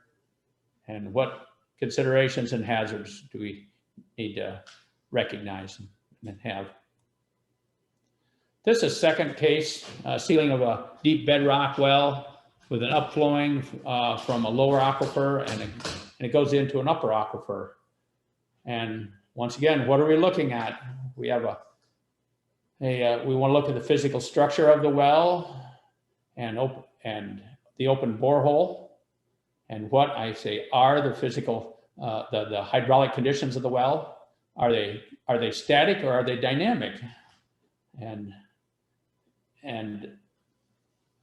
there's a differential pressure below the lower and the upper aquifers. It's about 100 psi, and an upflow rate between the aquifers from one to the other is could be between 1,000 to 500 gallons a minute. This was not quantified, but the goal is to seal it, so the aquifers are separated by an impermeable layer as per the Illinois code. This happened to be water supply well, but the same scenario can happen in southern Illinois or places where there's some aquifers with brackish water from oil and gas work, and that can come up and infiltrate freshwater zones if they're not sealed to prevent this. This is these are just piezometers, or well drillers' terms, water level monitoring, or monitoring wells for the water level. And this first one is completed into the lower aquifer, has a 150-foot static water level. Here's a 350-foot static water level in the upper, finished in the upper aquifer. And in the big well, the static water level is 250 feet. The static water level implies no motion because it's static. And so that's what's happening in the upper part of the well. But this lower aquifer has a higher water table or water level or pressure, and it flows up and out into the upper aquifer, right? This could be in a small well, it could be tens of gallons a minute. In a big well, it could be 500 or 1,000 gallons a minute. And if we just pour our bentonite chips down from the top, because that looks like the simplest way, keep in mind it gets into this zone, the water's coming up from the bottom, and there's a low pressure in the upper formation, so the water's going out, and it's going to draw the bentonite particles against the side, and more until it kind of builds up, and the pressure from the lower formation will just support additional bentonite that's poured in there, and it could bridge there, and you could fill it to the surface, and this lower would just be filled with water. Sometimes that's not good. So what do we need to do and how? And some of the conditions require a special planning to respect the spirit of the code rather than just filling in the well so it appears or looks to be sealed properly. And how we need to suppress that upward flow somehow to allow the lower aquifer to be backfilled with some kind of material that will support a plug between the two aquifers.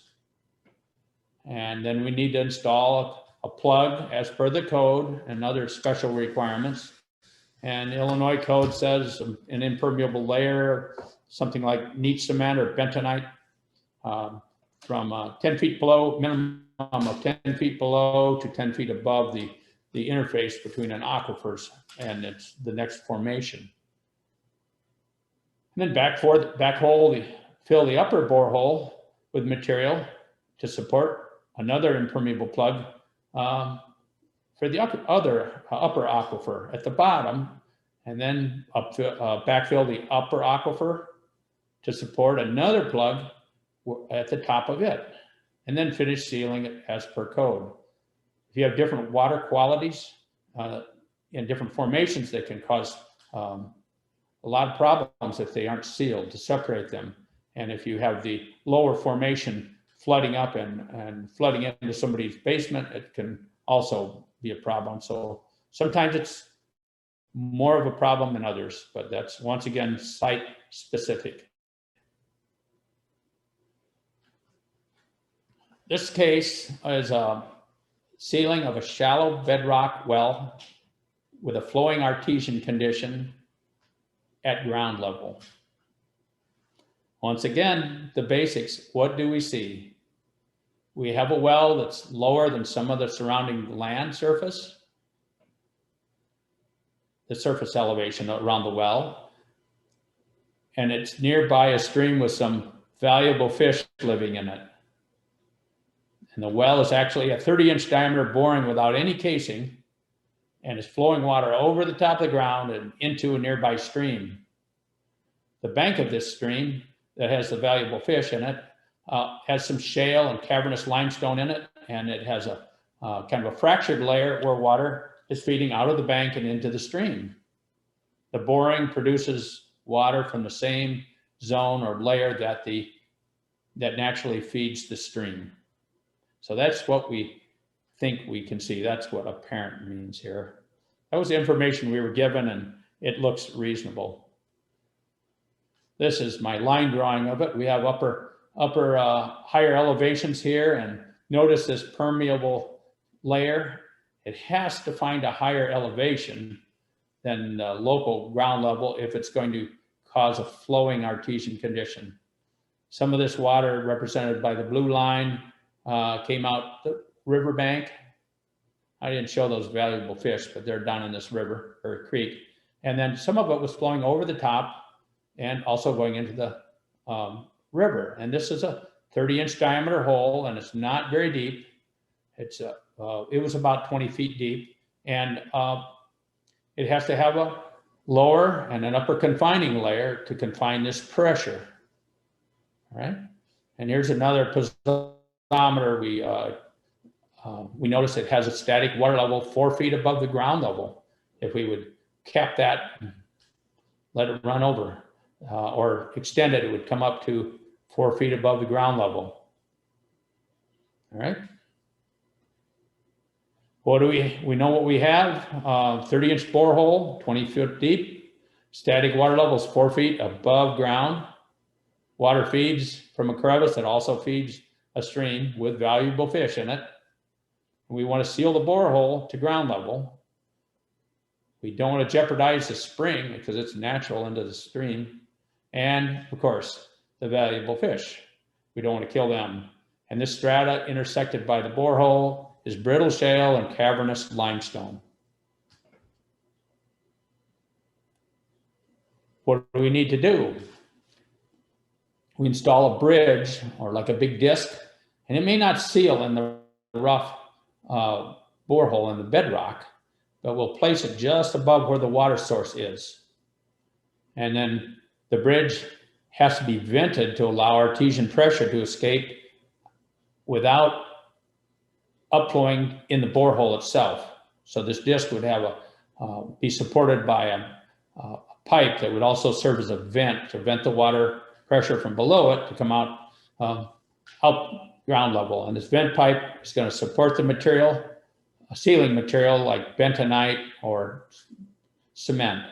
And keep in mind, we don't want cement to go down where the fish are. And this 6-inch pipe was selected to vent enough water to allow the bridge to be held in position easily. And then we backfill above the bridge with some non-toxic material like a coarse gravel or pea gravel, depends how fractured the formation is where the disc is. Then after the bridge is sealed in the borehole, maybe we'll put some bentonite above the gravel, and we'll trim a little, maybe a foot of cement on top of it, and make sure it doesn't escape, and allow that to set. And then that plug will help ensure that the grout doesn't leak into the water and kill the fish or seal off the stream. So here's the borehole. It has kind of a jagged wall, and there's no casing in it. And here's a vent pipe with an elbow right at ground level. And this happens to be 6-inch. And we'll put a disc in, or a bridge, then some gravel, something to bridge so it supports some bentonite chips. And we'll put maybe another foot of cement on top of that when we're sure that the flow is stopped coming up the borehole. And once that cement is set, then we can add lifts of cement to the surface.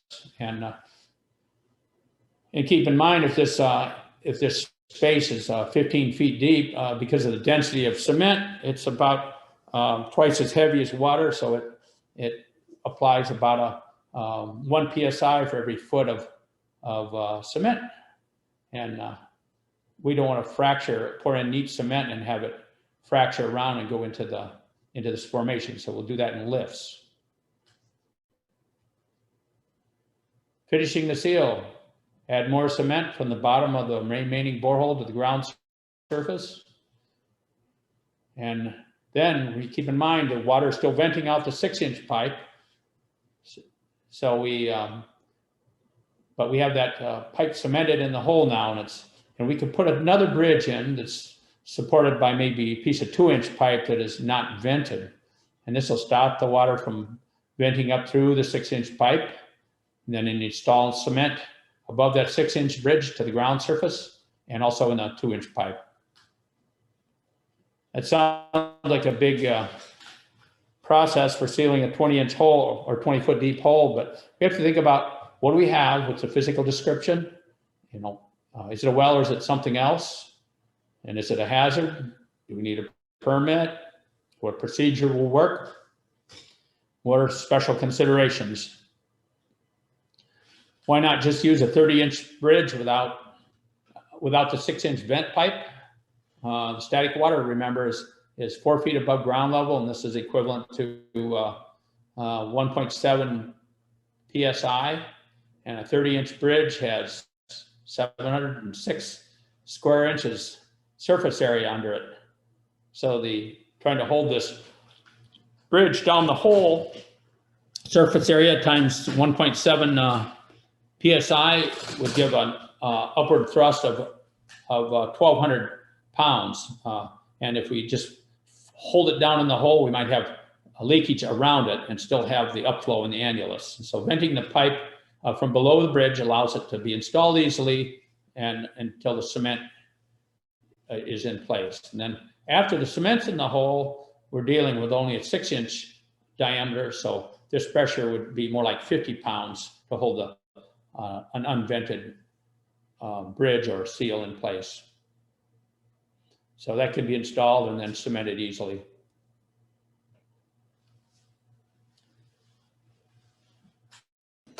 Case 4 is a 2-inch PVC monitoring well with, once again, flowing artesian. That seems to be flowing artesian condition has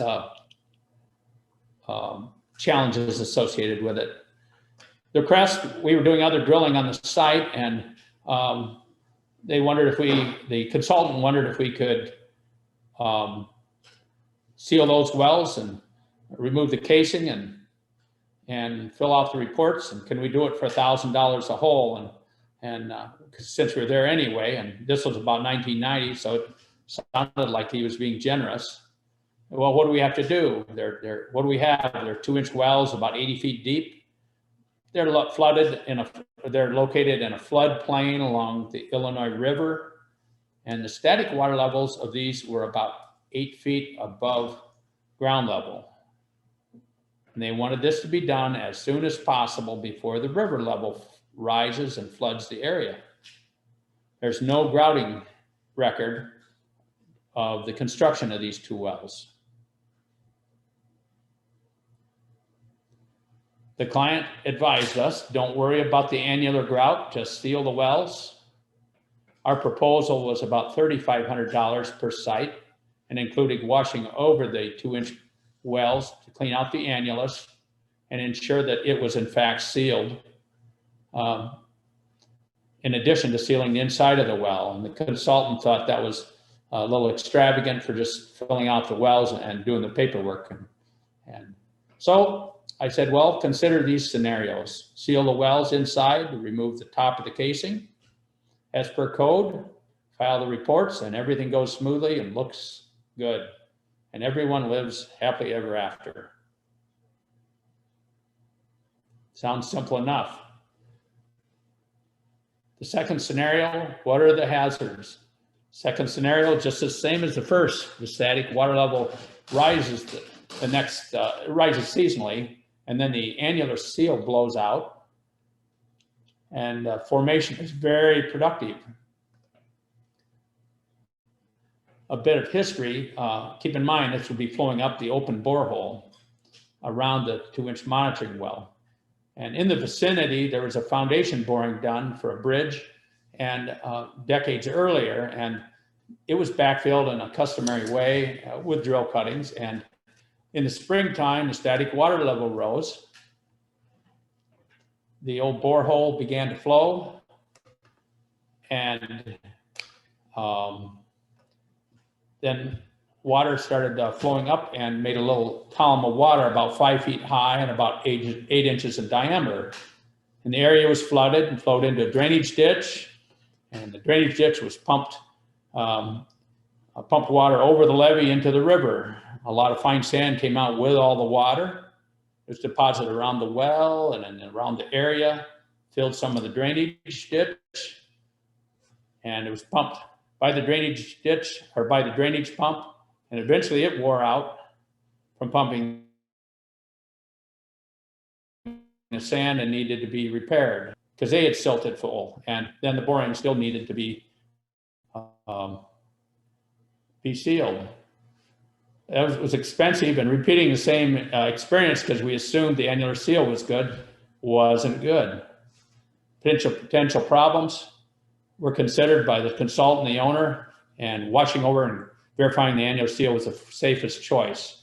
So we followed the procedure. The annulus only had 6 feet at the top of the hole sealed. And the rest of it was just filled with drilling fluid. Boring was washed out and sealed. And sometimes the least intimidating appearance can be hiding a big problem. Once again, remember the basics. And then work together, make sure everybody understands the conditions, and then make a plan and execute it carefully. It's more expensive to do it twice than to do it the first time correctly. All right, that concludes my presentation. I don't know if there are any questions, or I'm sorry it ran a little rough at the beginning. Yes, sir.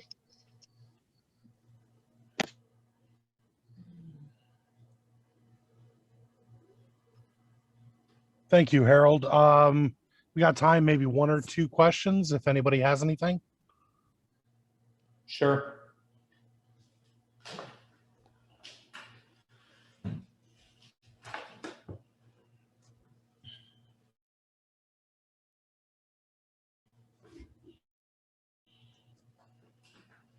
Maybe everybody's sleeping by now. Sorry about my debut being a little rough. We're awake. Good. A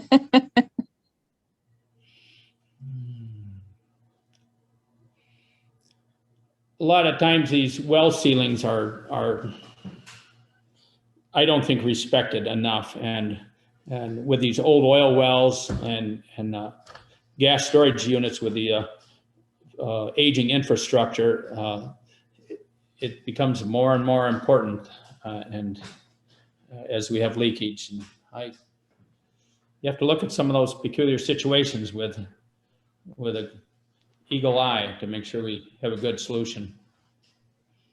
So.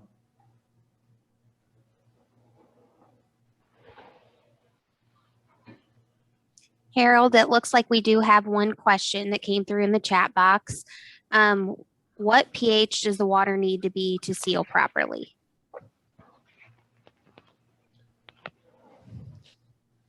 I assume that means sealing properly using bentonite, a bentonite product.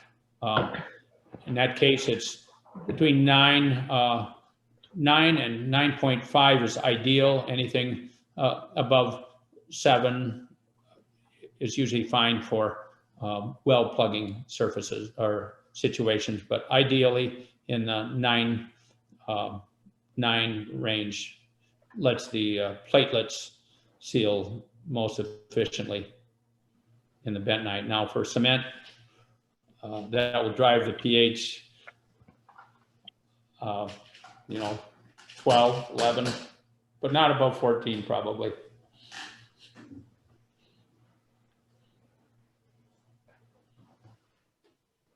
All right. Thank you very much, Harold. I appreciate it. All right. Thank you. Next up, we have Allison presenting on Presby AES systems from Infiltrator. Hi, everyone. Let's share my screen and get this started.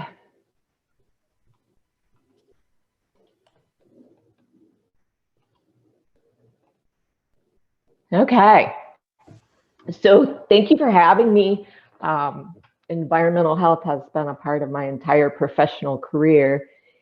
I started as a food safety professional in the state of Kansas, which is where I currently live. And I did that for 4 years back in 1993 to 1997. So I'm showing my age a little bit there. And I actually just recovered from that experience of doing food service inspections about 5 years ago.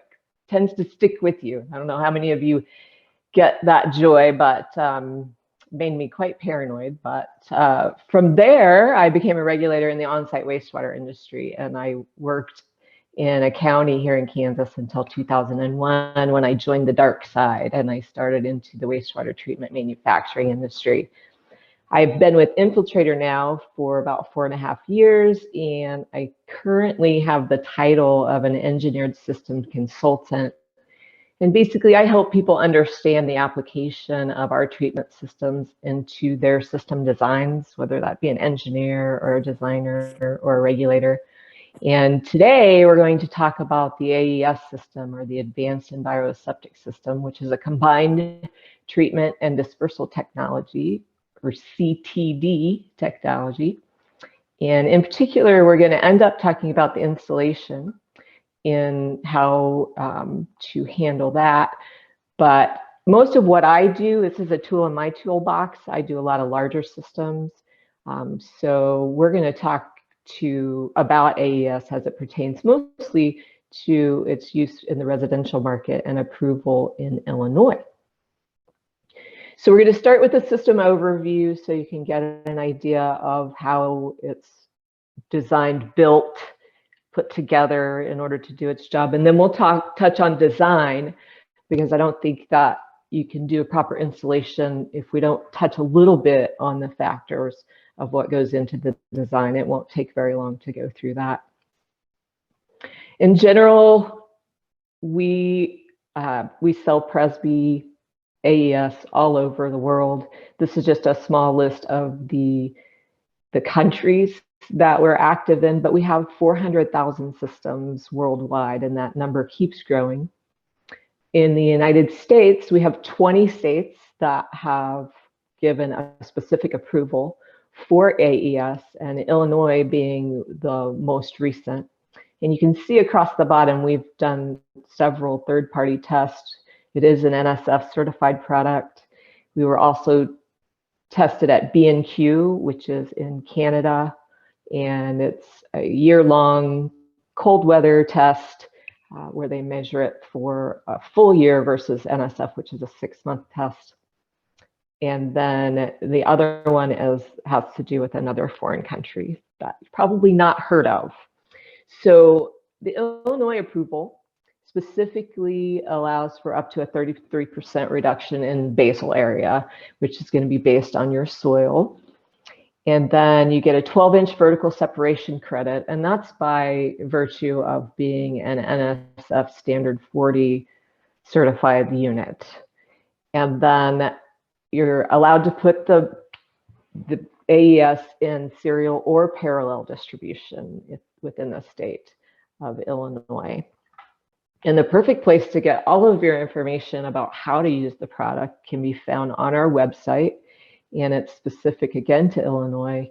And I'm going to show you how you can find it on our website. So you want to visit our website at infiltratorwater.com, and then you're going to go to the Resource Center, and then this location specific manuals.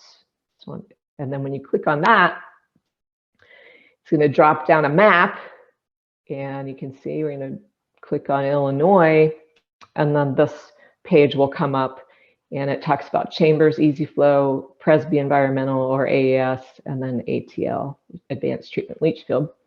And then this is that design and installation manual, and there are a couple other things as well on the website. The treatment system calculator, which I'm going to show you in the slide deck, really simple to use, easy to come up with the design. And there's also a design worksheet, which we won't go over, but you can use that as well to help put together what the system's going to look like. So superior by design, the advantages of the AES system include things like its passive non-mechanical system that provides advanced treatment and dispersal in one footprint. It's comprised of non-biodegradable components, and it offers a lot of different design configurations. And again, I'll show you several, but there's many more that you can find inside that manual as well. The pipe itself is HDPE, which is high density polyethylene pipe. 10-foot standard lengths, that's how it comes from plane end of the pipe to the other plane end of the pipe is 10 feet. It's 12 inches in the outside diameter and 10 inches on the inside diameter. And each pipe weighs about 18 pounds. So there's quite a bit of material that goes into the making of the AES pipe. When it's used in residential applications, we're going to do 70 lineal feet of AES per bedroom. So a 4-bedroom house would be 280 lineal feet of AES. Commercial systems are sized at 2.14 gallons per lineal foot of pipe, and that is based on residential strength wastewater. Typically, we won't use the AES for a high strength wastewater application due to the oxygen demand that is required to treat high strength waste being very high. And this is more often than not would require a mechanical addition of air to give everything that you need to knock down the high strength wastewater, like using our EcoPod system. There's a ton of storage in that void space inside the pipe for the distribution of wastewater over time. So it can hold the large flows throughout the day and let it disperse out over the day. So let's talk about the core components. They are designed to remove the wastewater contaminants in stages. So we've created a little ecosystem inside of this system. And it's all meant to protect the soil receiving surfaces. So we're trying to ensure that no formation of a biomat is on the soil interface at all. So it keeps that soil taking the water produced indefinitely. So besides the pipe that we talked about, other components include a 10-inch wide bioaccelerator fabric that's at the 6 o'clock position, and it runs the entire length of every piece of pipe. Green polypropylene fiber mat around the entire circumference of the pipe, and then black geotextile non-woven fabric is the final component that is wrapped around the pipe.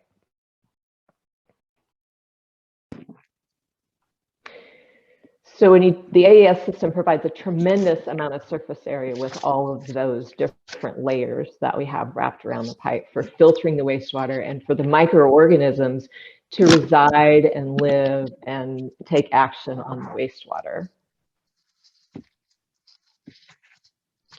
So food and water throughout the course of the day will go into the pipe, and during periods of use, you're going to have a higher water level, and then non-use, the system will experience raising and lowering throughout the day, and this provides an optimal environment for the utilization of the entire pipe surface area and exposure to more bacterial activity inside the pipe. So as it raises up inside the pipe, it's going to come in contact with even more air.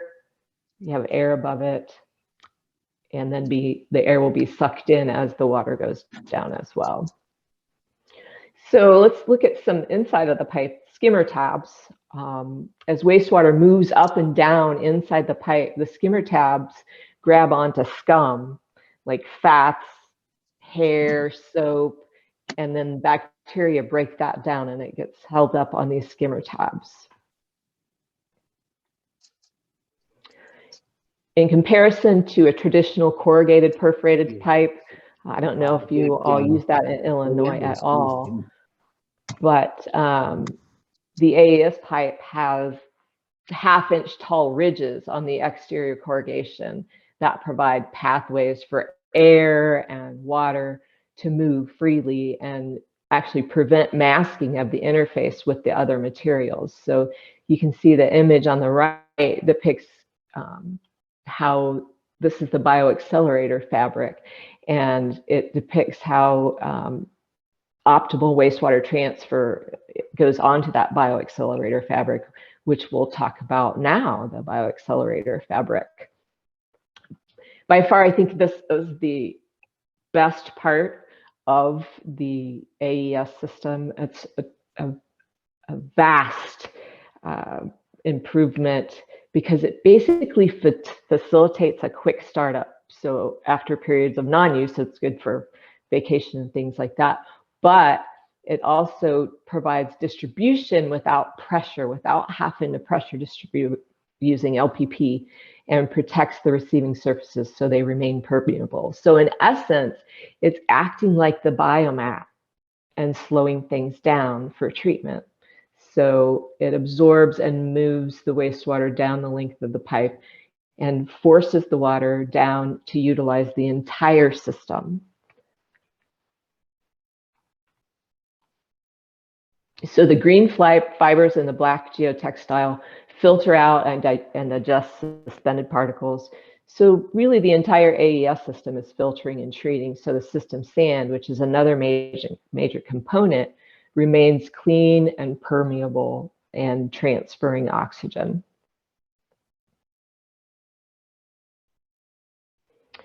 So the AES system incorporates the use of a special coarse, well-drained system sand, and I say special, in reality it's the C33 sand.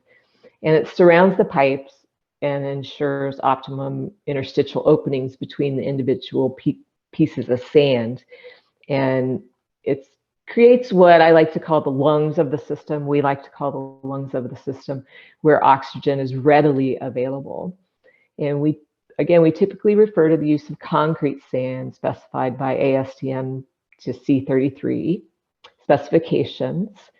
And there's a sieve test for that. So this is kind of the the scientific way of figuring out whether you have C33. And we do make a sand evaluation tool that you can get from our website.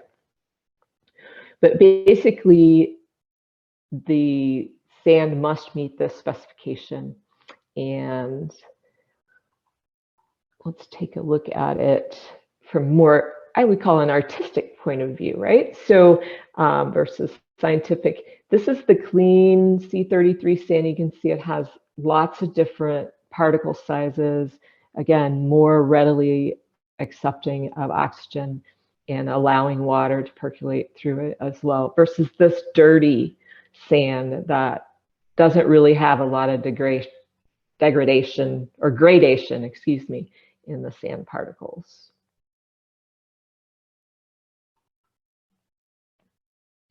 So the dimensions of the system in general, you're going to have a minimum of 6 inches of sand below the AES pipe.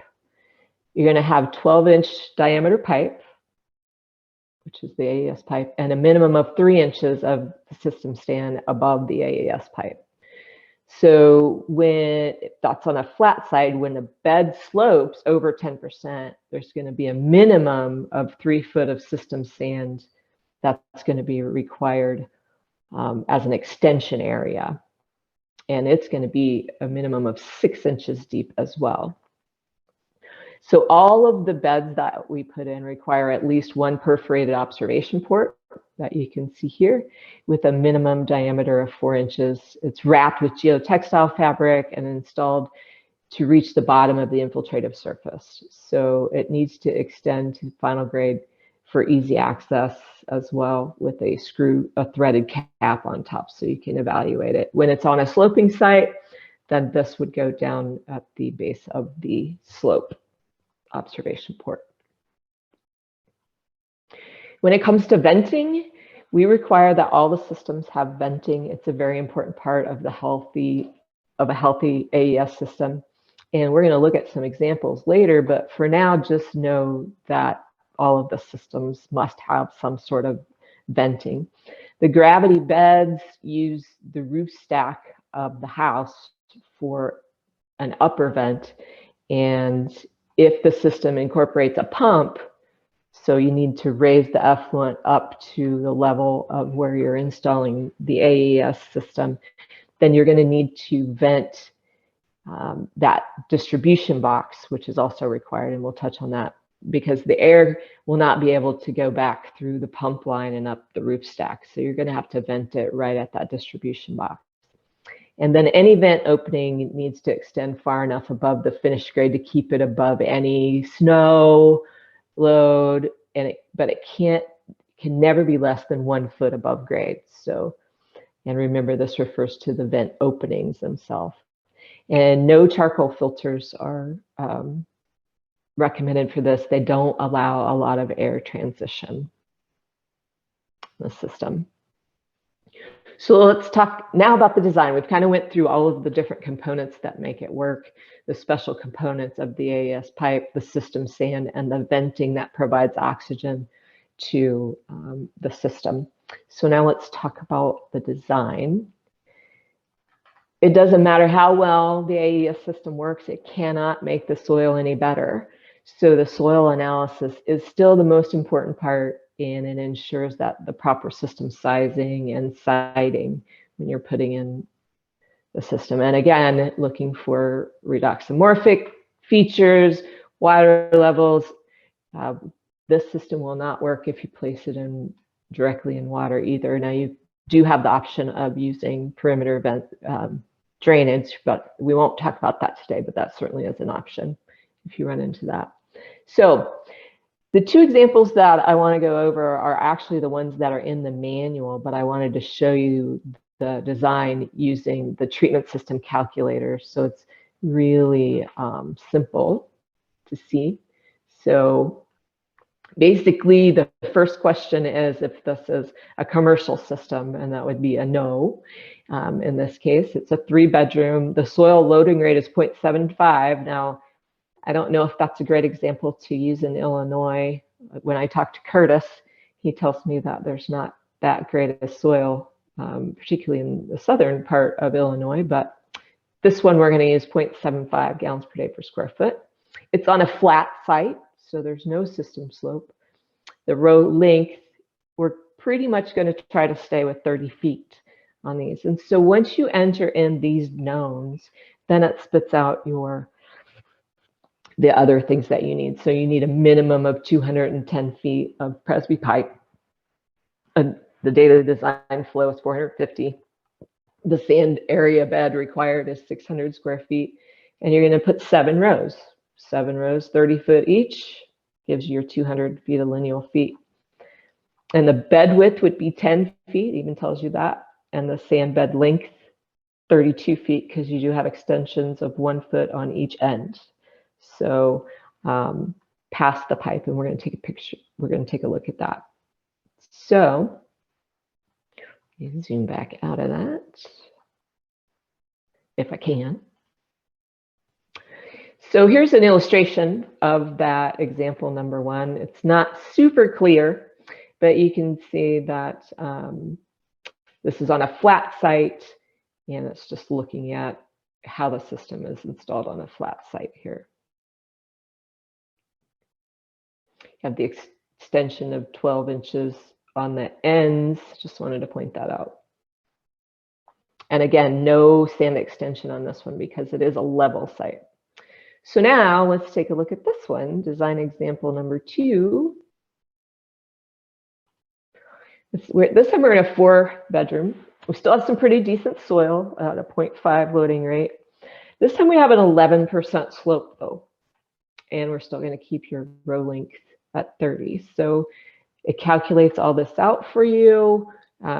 You'll notice that your sand area is a bit bigger than the last one due to the soil loading rate being lower, and tells you how many rows and the bed width and length. Again, 32 feet because you have 1 foot on each end. So, oh, and I did want to point out too that it actually calculates how much sand you need to get. I'm sorry I didn't point that on the last one too, but basically that's going to help you shop so you know how much sand to buy for the system. So just to get a picture of what that would look like on a sloping site. So the AES system still follows the slope of the land and then has the system sand extension on the downhill side. And you can see here where we've placed the observation port for that. So it still has 6 inches underneath, still has a minimum of 3 inches on top, plus some cover material.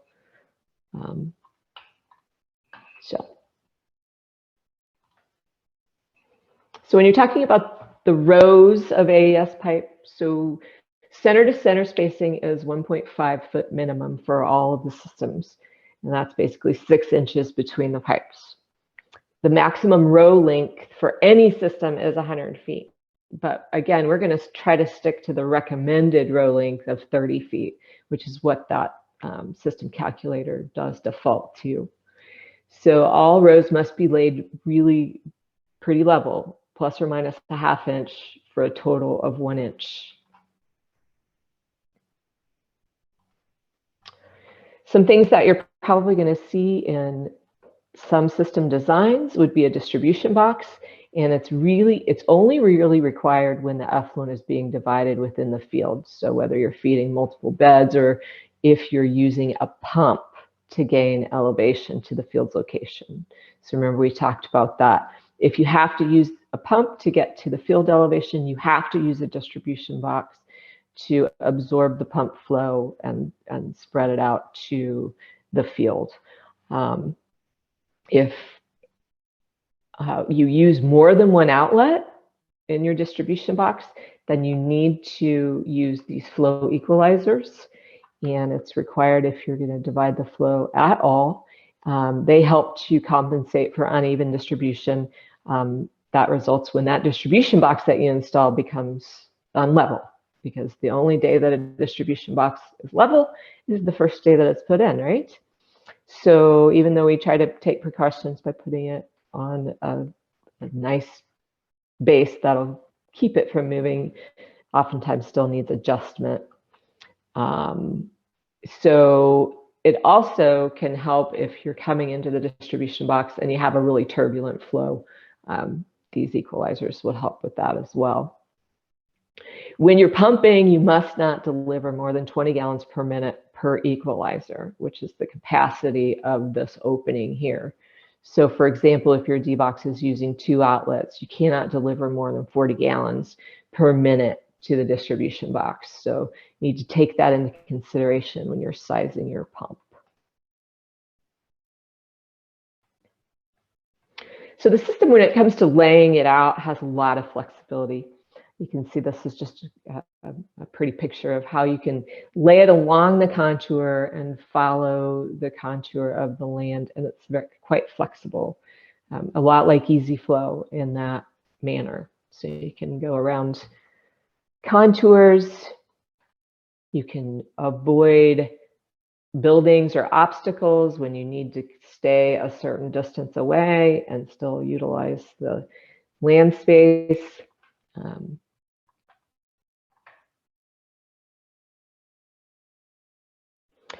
So the basic serial system, so you're going to come in to inlet of one side and you're just going to serially distribute throughout the system from the beginning to the end, right? So it's basic serial distribution.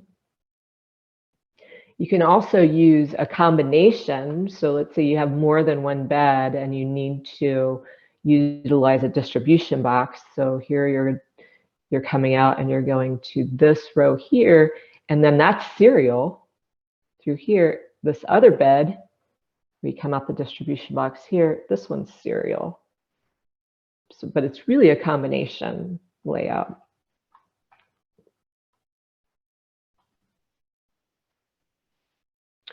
So let's talk about some more about venting and gravity vents. So basically, in general, this is what you're going to do most of the time for venting of a system. So a low vent is installed at the end of the last row of each section of or bed, or at the end of the serial bed.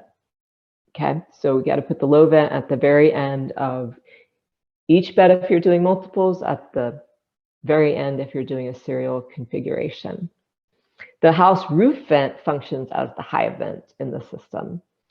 So as long as there are no restrictions or other vents between the low vent and the house roof vent, that's really the preferred way of doing things. And basically that roof vent is pulling air out of this pipe and dragging it back through the system. So you can imagine that having an effluent filter here on the outlet of this tank could cause a restriction in getting your air movement throughout the system. And again, very important part of the system, keeps the sand aerated, keeps the bugs happy inside the AES pipe. So very important to have adequate airflow. So the gravity system airflow vent is pretty common. When you do use the house roof vent, there has to be a minimum of a 10-foot vertical differential between the low and the high roof vent openings. Typically not going to be an issue in most homes. Also keep in mind that you're going to want to put one vent for every 1,000 feet of AES. 1,000 feet, that's a pretty big system. Probably talking more about a commercial size system in that regard. But you know, a apartment complex or something like that, you could reach that 1,000 feet. You can use a 6-inch vent, and that can replace 3 4-inch vents. So if you were to have one of those large systems and technically you needed 3 vents on it, you could use one 6-inch and replace 3 4-inch. The vents should always slope downward, and you can do remote venting as well, and we're going to look at that.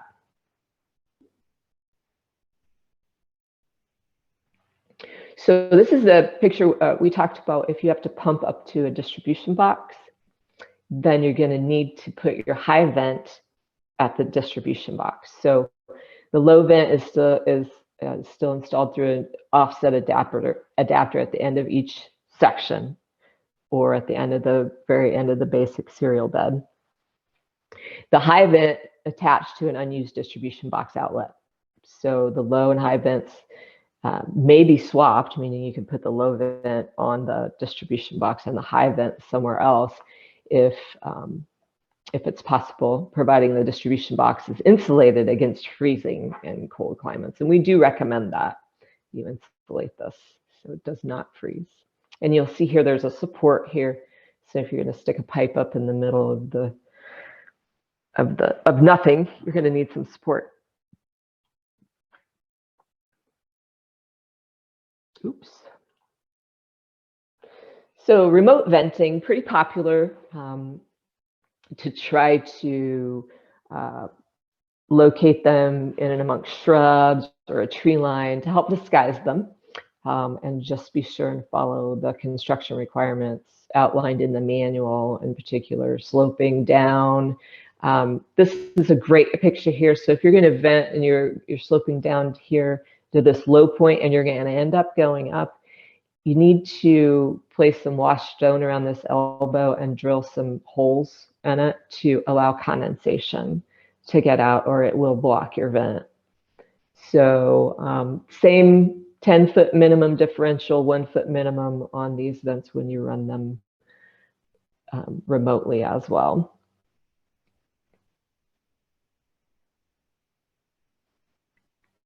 Another way that you can hide vents is by using ornamental type vents. We actually do offer these on the AES website. So you can have this is a solar light on top of it. You can see it's PVC with holes drilled in it. This is a stone look vent. There's the holes in that. And then this is the ever popular bird bath vent.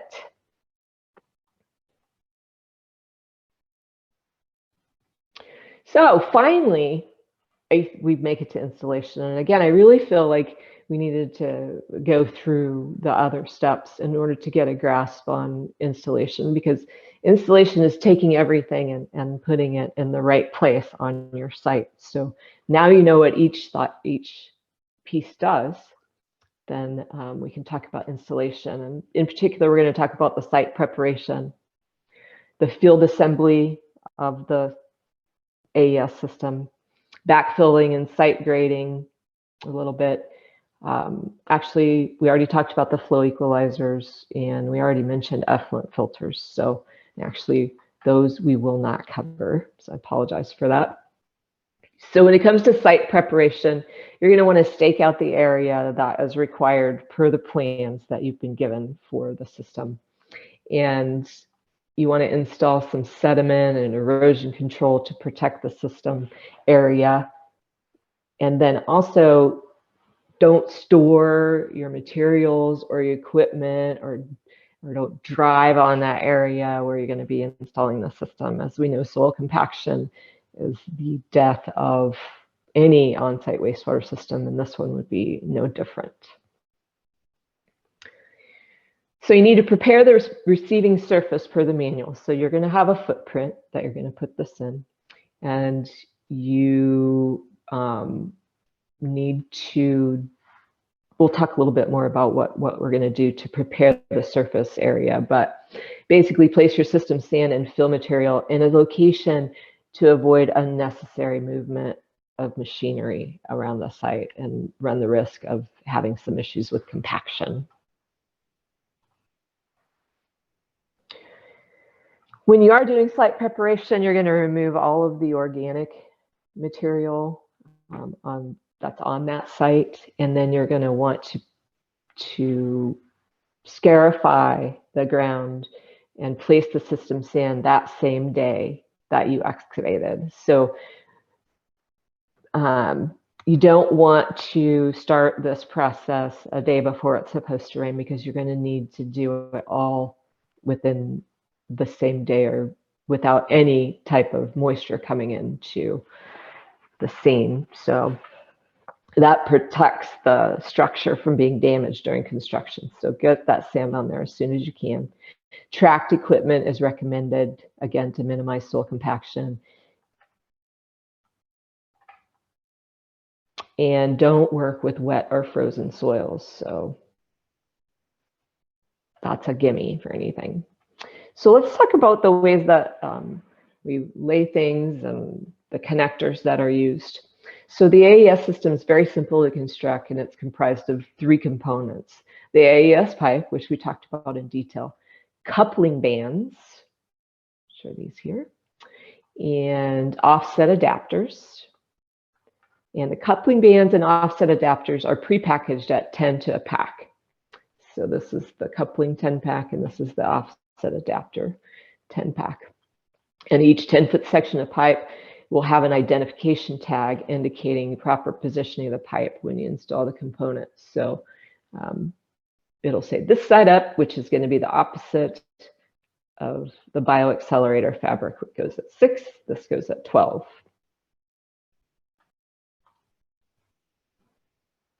Just like that says. The seam's at 12 o'clock and the bioaccelerator's at 6 o'clock.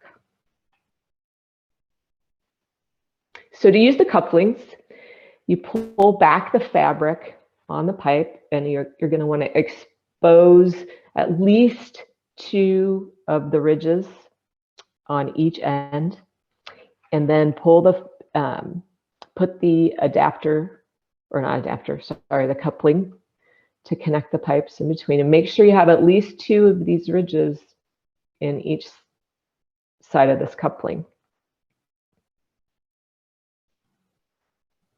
So they are made to engage with these valleys in the pipe. And so then the coupling has a locking tab that gets pushed into a mating slot on the other end. So push the tab as far as it will go into the slot. So bring them together and they snap together. Then pull the geotextile fabric back over the edges of the coupling. There will not be enough fabric to completely cover everything, so you just want to pull it as far as it will go. So the offset adapter, to assemble the offset adapter on the ends of the rows, start by pulling the fabric layers back again. Then you place the adapter over the row end and push the adapter until the locking tabs are captured by the pipe. So that'll slip over one of those edges of the pipe and lock in place. And then pull the fabric back over. And you should now make sure that that adapter, it's rotating. You can rotate it after that, but make sure that it is in the 12 o'clock position when you put that in.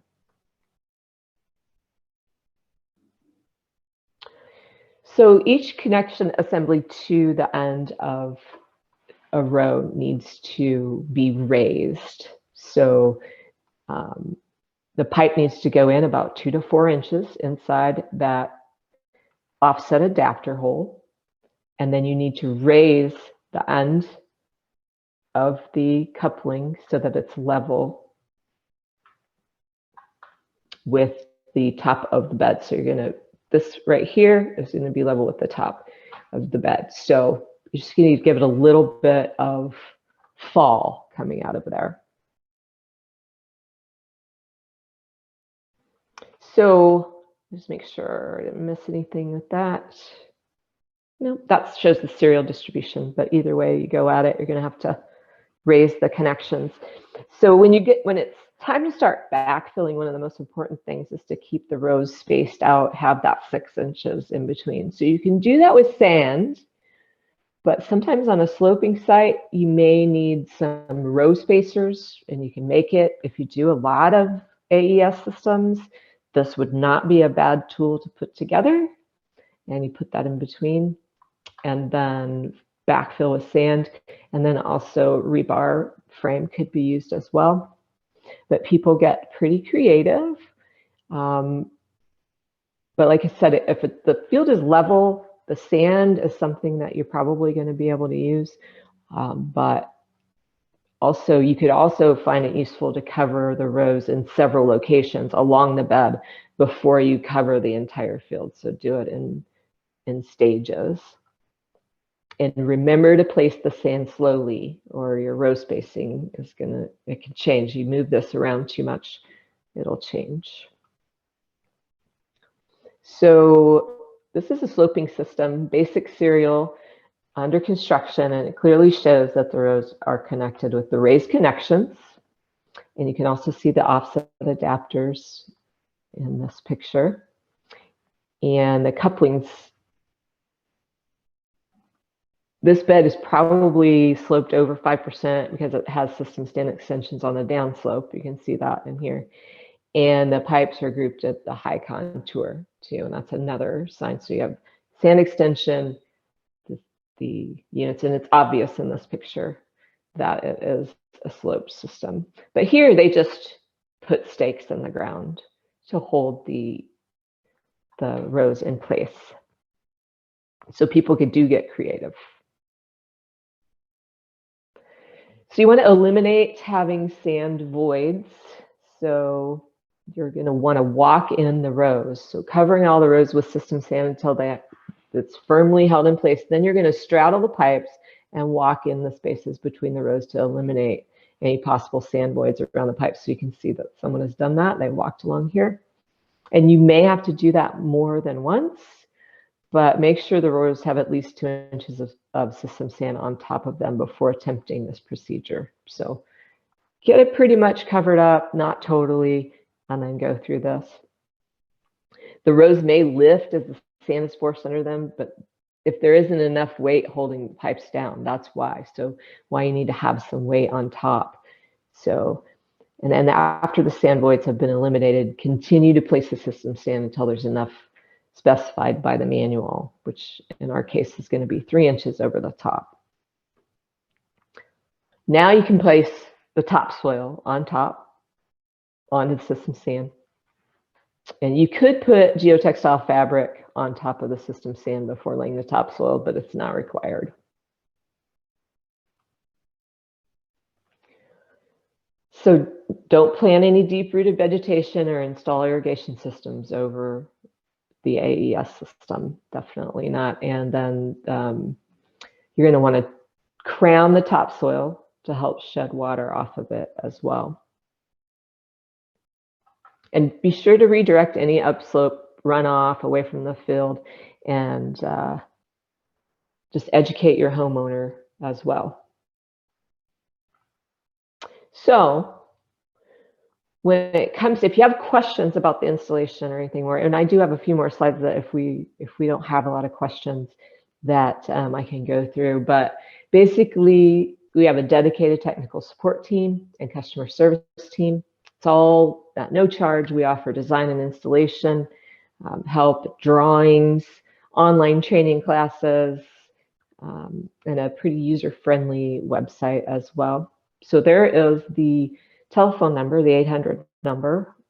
We even have a fax machine you can send some fax to. And then there's an email that's shown there as well. So, like I said, I do have some follow-up slides if we don't have a lot of questions, but I wanted to give you time if you did have some.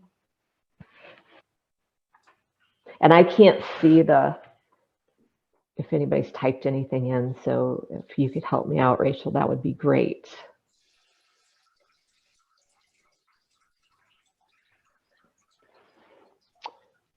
Crickets. Okay, I know that Curtis Clucky and Trevor Wells are on the phone, so I wanted to give them an opportunity to chime in. And we did wind up with one question. Oh, yep. Okay, go ahead. Is there any training requirements before installing these systems? Yes, there is. May I take this one, Allison? Yes, you can. Okay. That's Curtis. Hi, everyone. Curtis. It's been forever since I've seen everybody, so super glad you all attended and allowed us to kind of do a presentation today. But I actually had a couple of comments in here that might help in some aid in some of your questions out there. So the first one, in regards to training, yes, we actually send out training requirements to the counties and contractors that we would, yes, like them to go through and read the manuals and take a test question. You'll get a certificate. So we can completely make that available to you folks at any time. So please reach out to us and we'll make sure that we get that done so that you have access to it.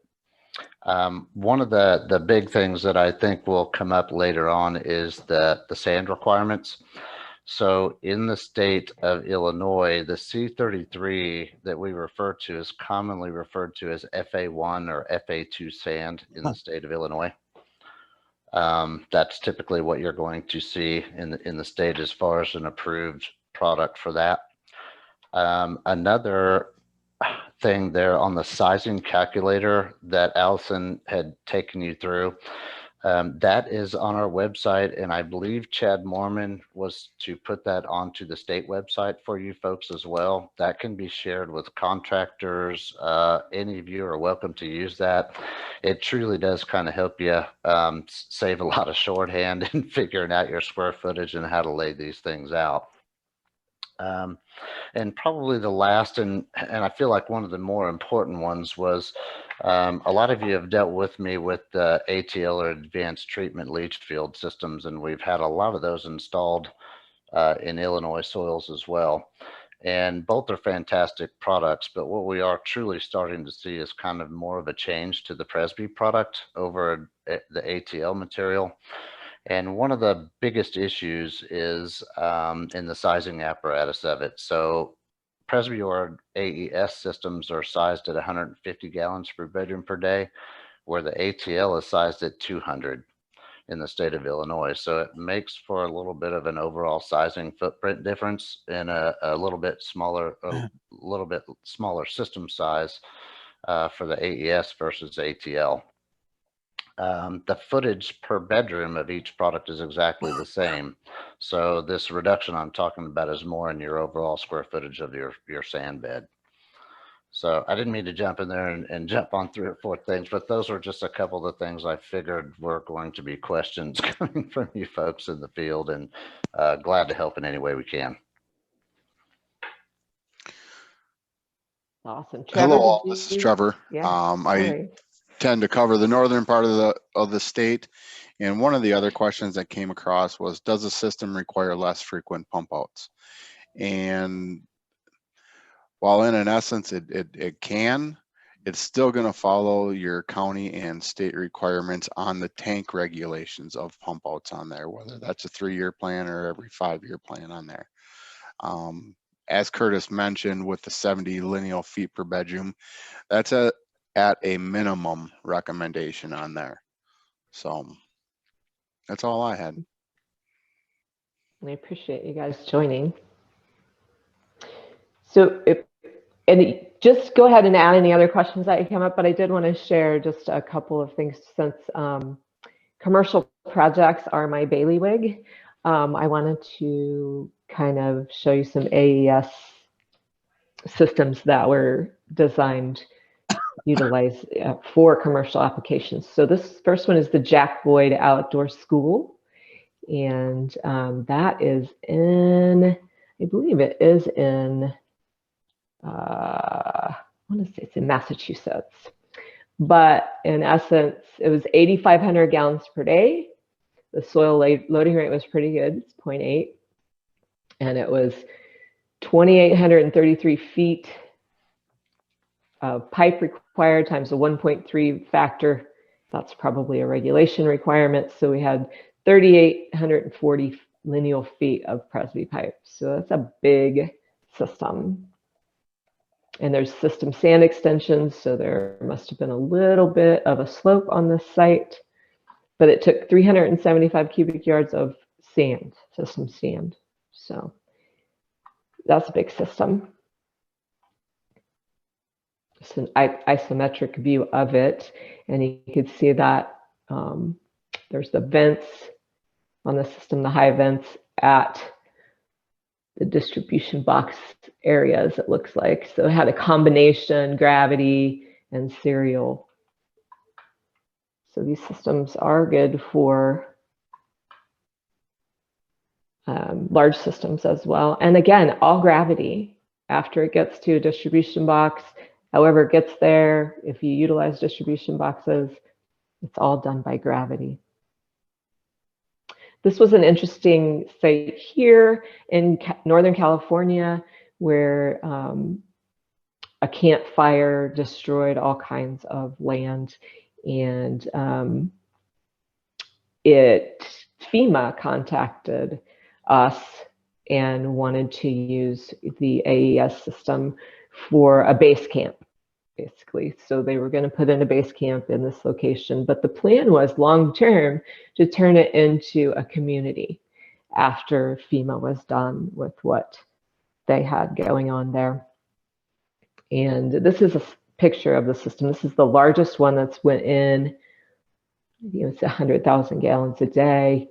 But they had to use a rock shooter in order to get the sand out and about. And they made, of course, all of these spacers, and lots of people working on it, putting couplings and caps there. So distribution box was a septic tank. It was pretty big, and it was a dual layered system. And Curtis, is that something that's allowed in Illinois or not? I'm going to say at this point that it probably hasn't even been discussed. Oh, sorry to bring it up. Yeah, it really wasn't anything that we had moved, and I don't think this was. I think this was something that was put together directly on the job site on this one as well. Yeah. So that's something that would have to go to Chad for approval or discussion on if a system came up like that. Mm-hmm. So basically there's 6 inches of sand between each of these pipes. They're on top of each other, kind of staggered a little bit as well. So basically the entire system had a liner put underneath it, and all of that water went into these irrigation ponds. So then that water was taken and it now irrigates a golf course. So this is now a golf course community with homes on it. And just a picture of the huge liners and the big ponds that they were dealing with. So pretty cool site. But that's really all I have for you today. I can quit sharing my screen. Allison, I'm going to hop in again. I apologize. Yes, no problem. So, that's fine. One thing I saw on the chat line too was the correction in the manuals. There was several, I want to say, typos and issues that address different vertical separation, different distances in the old manual. All of that is now current and up to date. That is on our website and on the state website as well.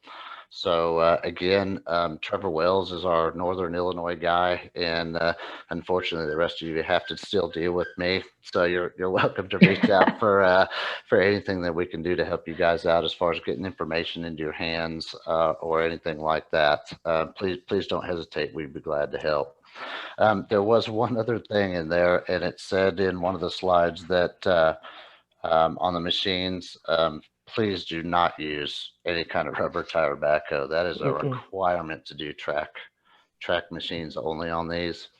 I've seen a couple of these job sites, not in the state of Illinois, but in some other areas where rubber tire backhoes were used without anyone's knowledge, and it thoroughly destroyed the system.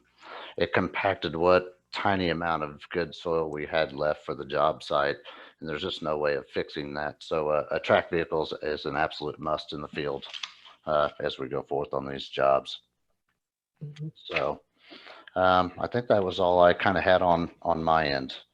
Unless there's any other questions, I'll be glad to help answer them as well.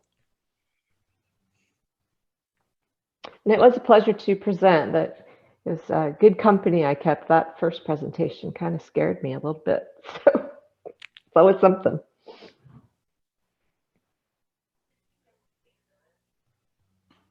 Any other questions, Fred, for them?